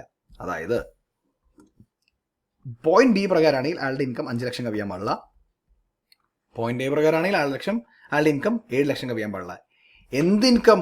അയാളുടെ total income, the income, gross total അല്ല, ടോട്ടൽ ഇൻകം, അത് കവിയാൻ പാടില്ല എന്നാണ് പറയുന്നത്. ഇനി കവിയുന്നില്ലെങ്കിൽ എന്താണ് ഗവൺമെൻറ് കൊടുക്കുന്ന ബെനിഫിറ്റ്? നിയമം കൊടുക്കുന്ന ബെനിഫിറ്റ് എന്താ? നിയമം പറയുന്നു, ഒന്നില്ലെങ്കിൽ നിങ്ങളുടെ മുഴുവൻ ടാക്സ് ലയബിലിറ്റി 100% ടാക്സ് ലയബിലിറ്റി, അല്ലെങ്കിൽ 12,500 ഓൾഡ് റെജീം ആണെങ്കിൽ, അതായത് ഈ റെജീം ആണെങ്കിൽ 12,500, ഇനി ഈ റെജീം ആണെങ്കിൽ 25,000 രൂപ അത് ടാക്സിൽ നിന്ന് കുറയ്ക്കാം. ഫോർ എക്സാമ്പിൾ ഞാൻ എൻ്റെ ടാക്സ് ലയബിലിറ്റി കണ്ടുപിടിച്ചു. ഈ പറഞ്ഞ ടേബിൾ പ്രകാരം ഞാൻ കണ്ടുപിടിച്ചു എൻ്റെ ടാക്സ് ലയബിലിറ്റി വരുന്നത് 8,000 രൂപയാണ്. ഞാൻ ന്യൂ റെജീം എടുത്ത ആളാണ്. ന്യൂ റെജീം അതായത് ഇതെടുത്ത ആളാണ്. അപ്പം ഒന്നില്ലെങ്കിൽ എനിക്ക് 8,000 മുഴുവൻ എന്താ അവിടെ എഴുതുമ്പോൾ മാഞ്ഞ് ഇങ്ങനെ വരണാവും, ബുക്കിൽ എഴുതാം, ഇവിടെ എഴുതാട്ടോ. യെസ്, 8,000 എൻ്റെ ടാക്സ് ലയബിലിറ്റി. അപ്പോൾ ഒന്നില്ലെങ്കിൽ എനിക്ക് 87A പ്രകാരം റിബേറ്റ് ഈ 8,000 മുഴുവൻ ടാക്സ് ലയബിലിറ്റി 100% ടാക്സ് ലയബിലിറ്റി, അല്ലെങ്കിൽ 25,000 വിച്ച് എവർ സ്ലോവർ. ഞാൻ ന്യൂ റെജിമെൻ്റ് എടുത്ത ആളായിട്ട് 25,000 വന്നേ. ഓൾഡ് റെജിമെൻ്റ് 12,000 ഉള്ളൂ ഇവിടെ. അപ്പോൾ എനിക്ക് 8,000 മൊത്തം ഇവിടെ കുറയ്ക്കാം. And my tax liability will be 0. Rebate ആയിട്ട് എടുക്കാം. സോ ടാക്സ് മൈനസ് റിബേറ്റ് നമുക്ക് എപ്പോഴും ചെയ്യാം. എപ്പോഴെന്ന് പറയുമ്പോൾ എല്ലാവർക്കും പറ്റില്ല, എല്ലാവർക്കും എല്ലായ്പ്പോഴും പറ്റില്ല. It's only for resident individuals whose income, total income does not exceed 5 lakh if you are taking old rules, അല്ലെങ്കിൽ 7 lakhs if you are taking 115 BAC rules. Okay, അത് കഴിഞ്ഞ് ഞാനിവിടെ ഒരു കാര്യം പറയുന്നുണ്ട്. നിങ്ങൾ 115 BAC എടുത്തു, 115 BAC എടുത്തു, എന്നിട്ട് നിങ്ങളുടെ ടോട്ടൽ ഇൻകം 7 ലക്ഷം കവിഞ്ഞു, 7 ലക്ഷത്തിന് മുകളിൽ പോയി, സ്റ്റിൽ നിങ്ങൾക്ക് റിബേറ്റ് കിട്ടും. ഈ 3 സ്റ്റെപ്പ് ഫോളോ ചെയ്താൽ മതി. ഓക്കെ, ഇതിപ്പോൾ ഇങ്ങനെ പറഞ്ഞാൽ നിങ്ങൾക്ക് മനസ്സിലാവില്ല. ചിലപ്പോൾ ഈ പോയിന്റ്സ് പറ്റി ഇപ്പോൾ എഴുതിയെടുത്തോ, വേണമെങ്കിൽ വായിച്ചു നോക്കിക്കോ. ഇവിടെ എന്താ പറയുന്നത്? സ്റ്റെപ്പ് 1 ആദ്യം ഇൻകം മൈനസ് 7 ലക്ഷം ചെയ്യണം. 2 ഇൻകത്തിലുള്ള ടാക്സ് ലയബിലിറ്റി കണ്ടുപിടിക്കണം. എന്നിട്ട് ഇതിൽ ബി എനെക്കാട്ടും വലുതാണെങ്കിൽ, സ്റ്റെപ്പ് 2 സ്റ്റെപ്പ് 1 വലുതാണെങ്കിൽ അതിൻ്റെ ഡിഫറൻസ് ആണ് റിബേറ്റ്. മനസ്സിലായിട്ടില്ല എന്നെനിക്ക് ഉറപ്പാണ്. പേടിക്കണ്ട, വീഡിയോ കിടക്കുന്നുണ്ട് ഈ സംസ് കാൽക്കുലേറ്റ് ചെയ്യാനായിട്ട്, അതിൽ കൃത്യമായിട്ട് കാണും. അപ്പോൾ ആ വീഡിയോ കാണുമ്പോൾ നമ്മുടെ ഈ നോട്ടും കൂടെ അടുത്ത് വെച്ചിരുന്ന് കണ്ടാൽ മതി. മനസ്സിലായോ? കൃത്യമായിട്ട് മനസ്സിലാവും. പക്ഷെ മനസ്സിലാക്കുക, റിബേറ്റ് കുറയ്ക്കേണ്ട ഒരു സാധനമാണ്. റിബേറ്റ് കുറയ്ക്കേണ്ട ഒരു സാധനമാണ്. അത് ഈ പറഞ്ഞ കണക്കിനാണ് കിട്ടുക. റിബേറ്റ് കഴിഞ്ഞാൽ എന്താ? സർചാർജ്. അത് ഞാനിപ്പോൾ പഠിപ്പിക്കില്ല, പഠിപ്പിച്ചിട്ട് കാര്യമില്ല. കാരണം ഇത് തന്നെ സർചാർജ് മനസ്സിലായി, ജനറൽ ഇൻകം സ്പെസിഫൈഡ് ഇൻകം എന്നൊക്കെ മനസ്സിലാവണം. പിന്നെ ഈ റിബേറ്റിൽ സ്പെഷ്യൽ പോയിന്റ് ഉണ്ട്, അത് ഞാൻ ഈ ബ്ലൂവിൽ ഹൈലൈറ്റ് ചെയ്യാം. ഇത് നിങ്ങളിപ്പോൾ പഠിപ്പിച്ചിട്ട് കാര്യമില്ല. കാരണം 112A എന്താണെന്ന് അറിയില്ല. 112A ആണെങ്കിൽ നിങ്ങൾ 4ാമത്തെ ഹെഡിൽ കയറണം. അത് കണ്ടിട്ട് തിരിച്ചു വന്നിട്ട് കാര്യമുള്ളൂ. ബട്ട് ഒരു ബേസിക് അണ്ടർസ്റ്റാൻഡിങ് ഞാൻ ഇതിൻ്റെ പ്രോബ്ലത്തിൽ ഇത് പറഞ്ഞുതരാം. സർചാർജാണ് അടുത്തത് കിടക്കുന്നത്. അത് കഴിഞ്ഞ് കിടക്കുന്നത് 2ാമത്തെ സ്ഥിതി, കമ്പനി ഫേം ലോക്കൽ അതോറിറ്റി. ഇത് ഞാനിപ്പോൾ പഠിപ്പിക്കുന്നില്ല. കാരണം എന്താ പറയുക, ഇത് കമ്പനീസിൻ്റെ അസസ്മെൻറ്റിൻ്റെ ചാപ്റ്റർ ഉണ്ട്, കമ്പനി ഫേമിൻ്റെ അസസ്മെൻറ്റിൻ്റെ ചാപ്റ്റർ, അവിടെ പറഞ്ഞുതരും. യെസ്, ഇനി എന്താ ഞാൻ പറഞ്ഞുതരാൻ പോകണമെന്നറിയോ? ഇവിടെ ഞാൻ പറഞ്ഞല്ലോ, ചില ഇൻകംസിന് ഫ്ലാറ്റ് റേറ്റ് വരുന്നത്, ലോട്ടറിക്ക് 30% വരുന്നുള്ളില്ലേ, അത് ഏതൊക്കെ ഇൻകംസിനാണ് ഫ്ലാറ്റ് റേറ്റ് തന്നെ. അതായത് സ്ലാബ് ഒന്നും നോക്കണ്ട, നിങ്ങൾ 2.5 വരെയാണ്, 5 വരെയാണ്, 7 വരെയാണ്, അതൊന്നും നോക്കണ്ട. എന്ത് കിട്ടുന്നു അതിന് നേരെ ഫ്ലാറ്റ്. അത് ഈ കാണുന്ന ഇൻകംസാണ്. അതിൽ ലോട്ടറി വരുന്നത് ഇതിലാണ്. ഇതാണ് ലോട്ടറി വരുന്ന സാധനം. പക്ഷേ ബാക്കിയുള്ള എല്ലാ കാര്യങ്ങളും പറഞ്ഞാൽ നിങ്ങൾക്ക് മനസ്സിലാവണമെന്നില്ല. വേണം ഇത് മനസ്സിലാവും. 115 BAC ഓൺലൈൻ ഗെയിംസ് കളിക്കുന്നത്. ഇപ്പം ഈ മറ്റേ എന്താണ് എൻ്റെ പേരെന്താ, IPLൻ്റെ ടീമൊക്കെ സെറ്റ് ചെയ്ത് കാശാണ് പേര്, ഡ്രീം ഇലവൻ വരും. അല്ലെങ്കിൽ മറ്റേ സാധനം വരും, ജംഗ്ലി റമ്മി. നമ്മുടെ ലാല് പരസ്യം ചെയ്യുന്ന ഇൻസ്റ്റാഗ്രാമിലൊക്കെ ഭയങ്കര ട്രോളായ ജംഗ്ലി റമ്മി വരും. പിന്നെ അതേണ്ട ഒരു അൺഎക്സ്പ്ലെയിൻഡ് മണി ഇങ്ങനത്തെ സാധനം വരും. ഇതാണ് നേരത്തെ ഞാൻ പറഞ്ഞ പഠിപ്പിക്കില്ല എന്നത്. ഇത് പഠിപ്പിക്കില്ല എന്ന് ഞാൻ പറഞ്ഞില്ലേ, ഈ സാധനം ഡീംഡ് ഇൻകം ഇതും വരും. പക്ഷെ അതൊക്കെ നമ്മൾ കാണും. കാരണം ഇപ്പോൾ പറഞ്ഞിട്ട് മനസ്സിലാവില്ല, അതുകൊണ്ടാണ് ഞാൻ പഠിപ്പിക്കാത്തത്. ഈ ചാപ്റ്ററിൽ പഠിപ്പിക്കില്ല എന്ന് പറയുന്നുള്ളൂ, ഒക്കെ പഠിപ്പിക്കും ഞാൻ. അപ്പം ഇങ്ങനെ കുറച്ച് സാധനങ്ങൾക്കാണ് സ്പെഷ്യൽ റേറ്റ്, ഫ്ലാറ്റ് റേറ്റ് വരുന്നത്. ഓക്കെ, അപ്പോൾ ഞാൻ ടാക്സ് നമ്മൾ കണ്ടുപിടിച്ചു, റിബേറ്റ് നമ്മൾ നോക്കി, സർചാർജ് കണ്ടു. സർചാർജ് കണ്ടില്ല നമ്മൾ തൊട്ടുമ്പോൾ, പക്ഷേ ഡിസ്കസ് ചെയ്തില്ല. ഇനി സർചാർജിൻ്റെ പേരിൽ നമുക്കൊരു റിലീഫ് എടുക്കാമെന്ന് പറഞ്ഞു. അത് ഞാനിപ്പോൾ ഡിസ്കസ് ചെയ്യാൻ പോകണില്ല. കാരണം സർചാർജ് പഠിച്ചാലേ റിലീഫ് പഠിക്കാൻ പറ്റൂ. ഈ റിലീഫ് എല്ലാം കഴിഞ്ഞാൽ നമുക്ക് സെസ് വരും. സെസ് നമുക്കിപ്പോൾ പറഞ്ഞാൽ ഞാൻ എന്ത് ടാക്സ് വരുന്നുവോ, ഇപ്പം ഇത്രയും വരെ step, base tax, agriculture integration, അത് കണ്ടിട്ടില്ല നമ്മൾ, റിബേറ്റ്, സർചാർജ്, റിലീഫ്, ഈ 5 കാര്യങ്ങൾ കഴിയുമ്പോൾ നമുക്കൊരു സംഖ്യ കിട്ടും. അതിൻ്റെ ടോട്ടൽ ചെയ്യുമ്പോൾ ആ ടോട്ടലിലെ പുറത്തൊരു 4% സെസ് അടയ്ക്കേണ്ടതാണ്. ഓക്കെ, നമ്മൾ ആ ടേബിൾ നിങ്ങൾ നേരത്തെ എഴുതിയ ടേബിൾ നോക്കിയാൽ മതി. ഇനി അതിൽ നിന്ന് കുറയ്ക്കാൻ കിട്ടുന്ന സാധനം സെക്ഷൻ 89 റിലീഫ്. അത് ഞാനിപ്പോൾ പഠിപ്പിക്കില്ല. കാരണം അത് മനസ്സിലാക്കണമെങ്കിൽ എൻ്റെ ഫസ്റ്റ് പോയിന്റ് എന്താ പറയുക, സാലറി എന്താണെന്ന് അറിയണം. സാലറി കിട്ടുന്ന ആൾക്ക് ഇത് ബാധകമാണ്. സാലറി എന്താണെന്ന് പറഞ്ഞാൽ ഇത് മനസ്സിലാവും. സാലറിയുടെ ചാപ്റ്റർ കഴിഞ്ഞിട്ട് നമ്മൾ ഇങ്ങോട്ട് വരും. മനസ്സിലായോ? അതേപോലെ തന്നെ എല്ലാ ഹെഡും പഠിച്ചു കഴിയുമ്പോൾ നമ്മളിത് ഇങ്ങോട്ട് വരും. ഇത് കഴിയുമ്പോഴത്തേക്കും നമ്മൾ നേരെ മാർജിൻ റിലീഫിലേക്ക് കയറും. അല്ലാണ്ട് ഇതൊന്നും പഠിച്ചിട്ടൊരു കാര്യമില്ല. വെറുതെ വേണേൽ എനിക്ക് പറഞ്ഞു പോവാം. എന്തിനത്? നിങ്ങൾക്കൊന്നും മനസ്സിലാവില്ല. ഇരട്ടി കൺഫ്യൂഷനോ, ടാക്സിനെ നിങ്ങൾ പേടിക്കും. ഞാനൊക്കെ അങ്ങനെയാണ് ടാക്സിനെ പേടിച്ചത്. ഫസ്റ്റ് ചാപ്റ്ററിൽ തന്നെ ഇത്രയും സാധനം നമ്മൾ പേടിക്കില്ലേ? ഇത്രയുള്ളൂ സംഗതി. ഇതൊന്നും ഇപ്പോൾ പഠിക്കേണ്ടതല്ല. ഇതൊക്കെ കുറേ കാര്യങ്ങൾ മനസ്സിലാക്കിയിട്ട് വരേണ്ടതാണ്. ഓക്കെ, അപ്പോൾ ഈ പറയാത്ത കാര്യങ്ങളെക്കുറിച്ച് വിഷമിക്കേണ്ട, ഞാൻ എന്തായാലും പറഞ്ഞുതരും. പക്ഷെ അതിൻ്റെ സ്ഥാനത്ത് എത്തിയിട്ടേ ഞാൻ പറഞ്ഞുതരുള്ളൂ. അപ്പോൾ ഇൻട്രൊഡക്ഷൻ എന്നുള്ള ചാപ്റ്ററിൽ ഞാൻ ഇത്രേ പറയാൻ ഉദ്ദേശിക്കുന്നുള്ളൂ. ഡെഫിനേഷൻ, നമ്മൾ ടാക്സ് എന്താണെന്ന് പഠിച്ചു, കുറേ ടേംസ് പഠിച്ചു, financial year, previous year, assessment year, assess percent കണ്ടു. അത് കഴിഞ്ഞ് നമ്മൾ ടാക്സ് ലയബിലിറ്റി കമ്പ്യൂട്ടേഷനിലേക്ക് കയറി അല്ലേ. അപ്പോൾ ഈ കാര്യങ്ങളെല്ലാം നിങ്ങൾക്ക് നന്നായി മനസ്സിലായെന്ന് വിശ്വസിക്കുന്നു. ഇൻ കേസ് നിങ്ങൾക്ക് എന്തെങ്കിലും ഡൗട്ട് ഉണ്ടെങ്കിൽ അല്ലെങ്കിൽ എന്തെങ്കിലും സജഷൻസ് ഉണ്ടെങ്കിൽ പ്ലീസ് ഡു ഷെയർ. ഈ വീഡിയോ ഇഷ്ടപ്പെട്ടിട്ടുണ്ടെങ്കിൽ please do tell your friends about us. കൈഡുവിനെ കുറിച്ച് ഫ്രണ്ട്സിനോടൊക്കെ പറയുക. കഴിയുമെങ്കിൽ നമ്മുടെ വീഡിയോയിൽ കമൻറ്റ് ചെയ്യുക, ലൈക്ക് ചെയ്യുക, ഷെയർ ചെയ്യുക. Show some support, show some love. Yes, and always remember, എന്തെങ്കിലും ഡൗട്ട് ഉണ്ടെങ്കിൽ യു ക്യാൻ കോൺടാക്ട് മീ. ഞാൻ എൻ്റെ ഫ്രീ ടൈം പോലെ ഡൗട്ട്സ് ക്ലിയർ ചെയ്ത് തരുന്നതായിരിക്കും. Okay, or if you are a student who have enrolled in to my app, എൻ്റെ ആപ്പിലോ വെബ്സൈറ്റിലോ വഴി മേടിച്ചാണെങ്കിൽ ഡെഫിനറ്റ്ലി നിങ്ങളുടെ എല്ലാ ഡൗട്ടും സോൾവ് ചെയ്ത് തരും. Okay, so right, that's it. അത്രേ ഉള്ളൂ വീഡിയോ. എത്ര 1 മണിക്കൂർ 10 മിനിറ്റായി. Very long video right. But ആ ഒരു ലോങ് വീഡിയോയിൽ ഞാൻ കംപ്ലീറ്റ് കാര്യം പറഞ്ഞതല്ലേ. പൊതുവെ ഒരു 4 മണിക്കൂർ 5 മണിക്കൂർ ക്ലാസ്സിലാണ് ഇതൊക്കെ പറഞ്ഞു കൊടുക്കാറുള്ളത്. ചില സാർമാർ പറഞ്ഞു കൊടുക്കില്ല, 10 മിനിറ്റ് 15 മിനിറ്റ് നിങ്ങൾ വായിച്ചോ എന്ന് പറയും, ഒരു 10 മിനിറ്റ് എന്തെങ്കിലും പറഞ്ഞു കൊടുത്തിട്ട്. പക്ഷെ അങ്ങനെ പറഞ്ഞു കൊടുക്കുന്ന risk. I am not taking that risk with you. Okay, yes. So അത്രയും പറഞ്ഞുകൊണ്ട് this is Nishant Raghunath signing off. I'll see you in the next video. Till then, tata, take care and goodbye. All the best.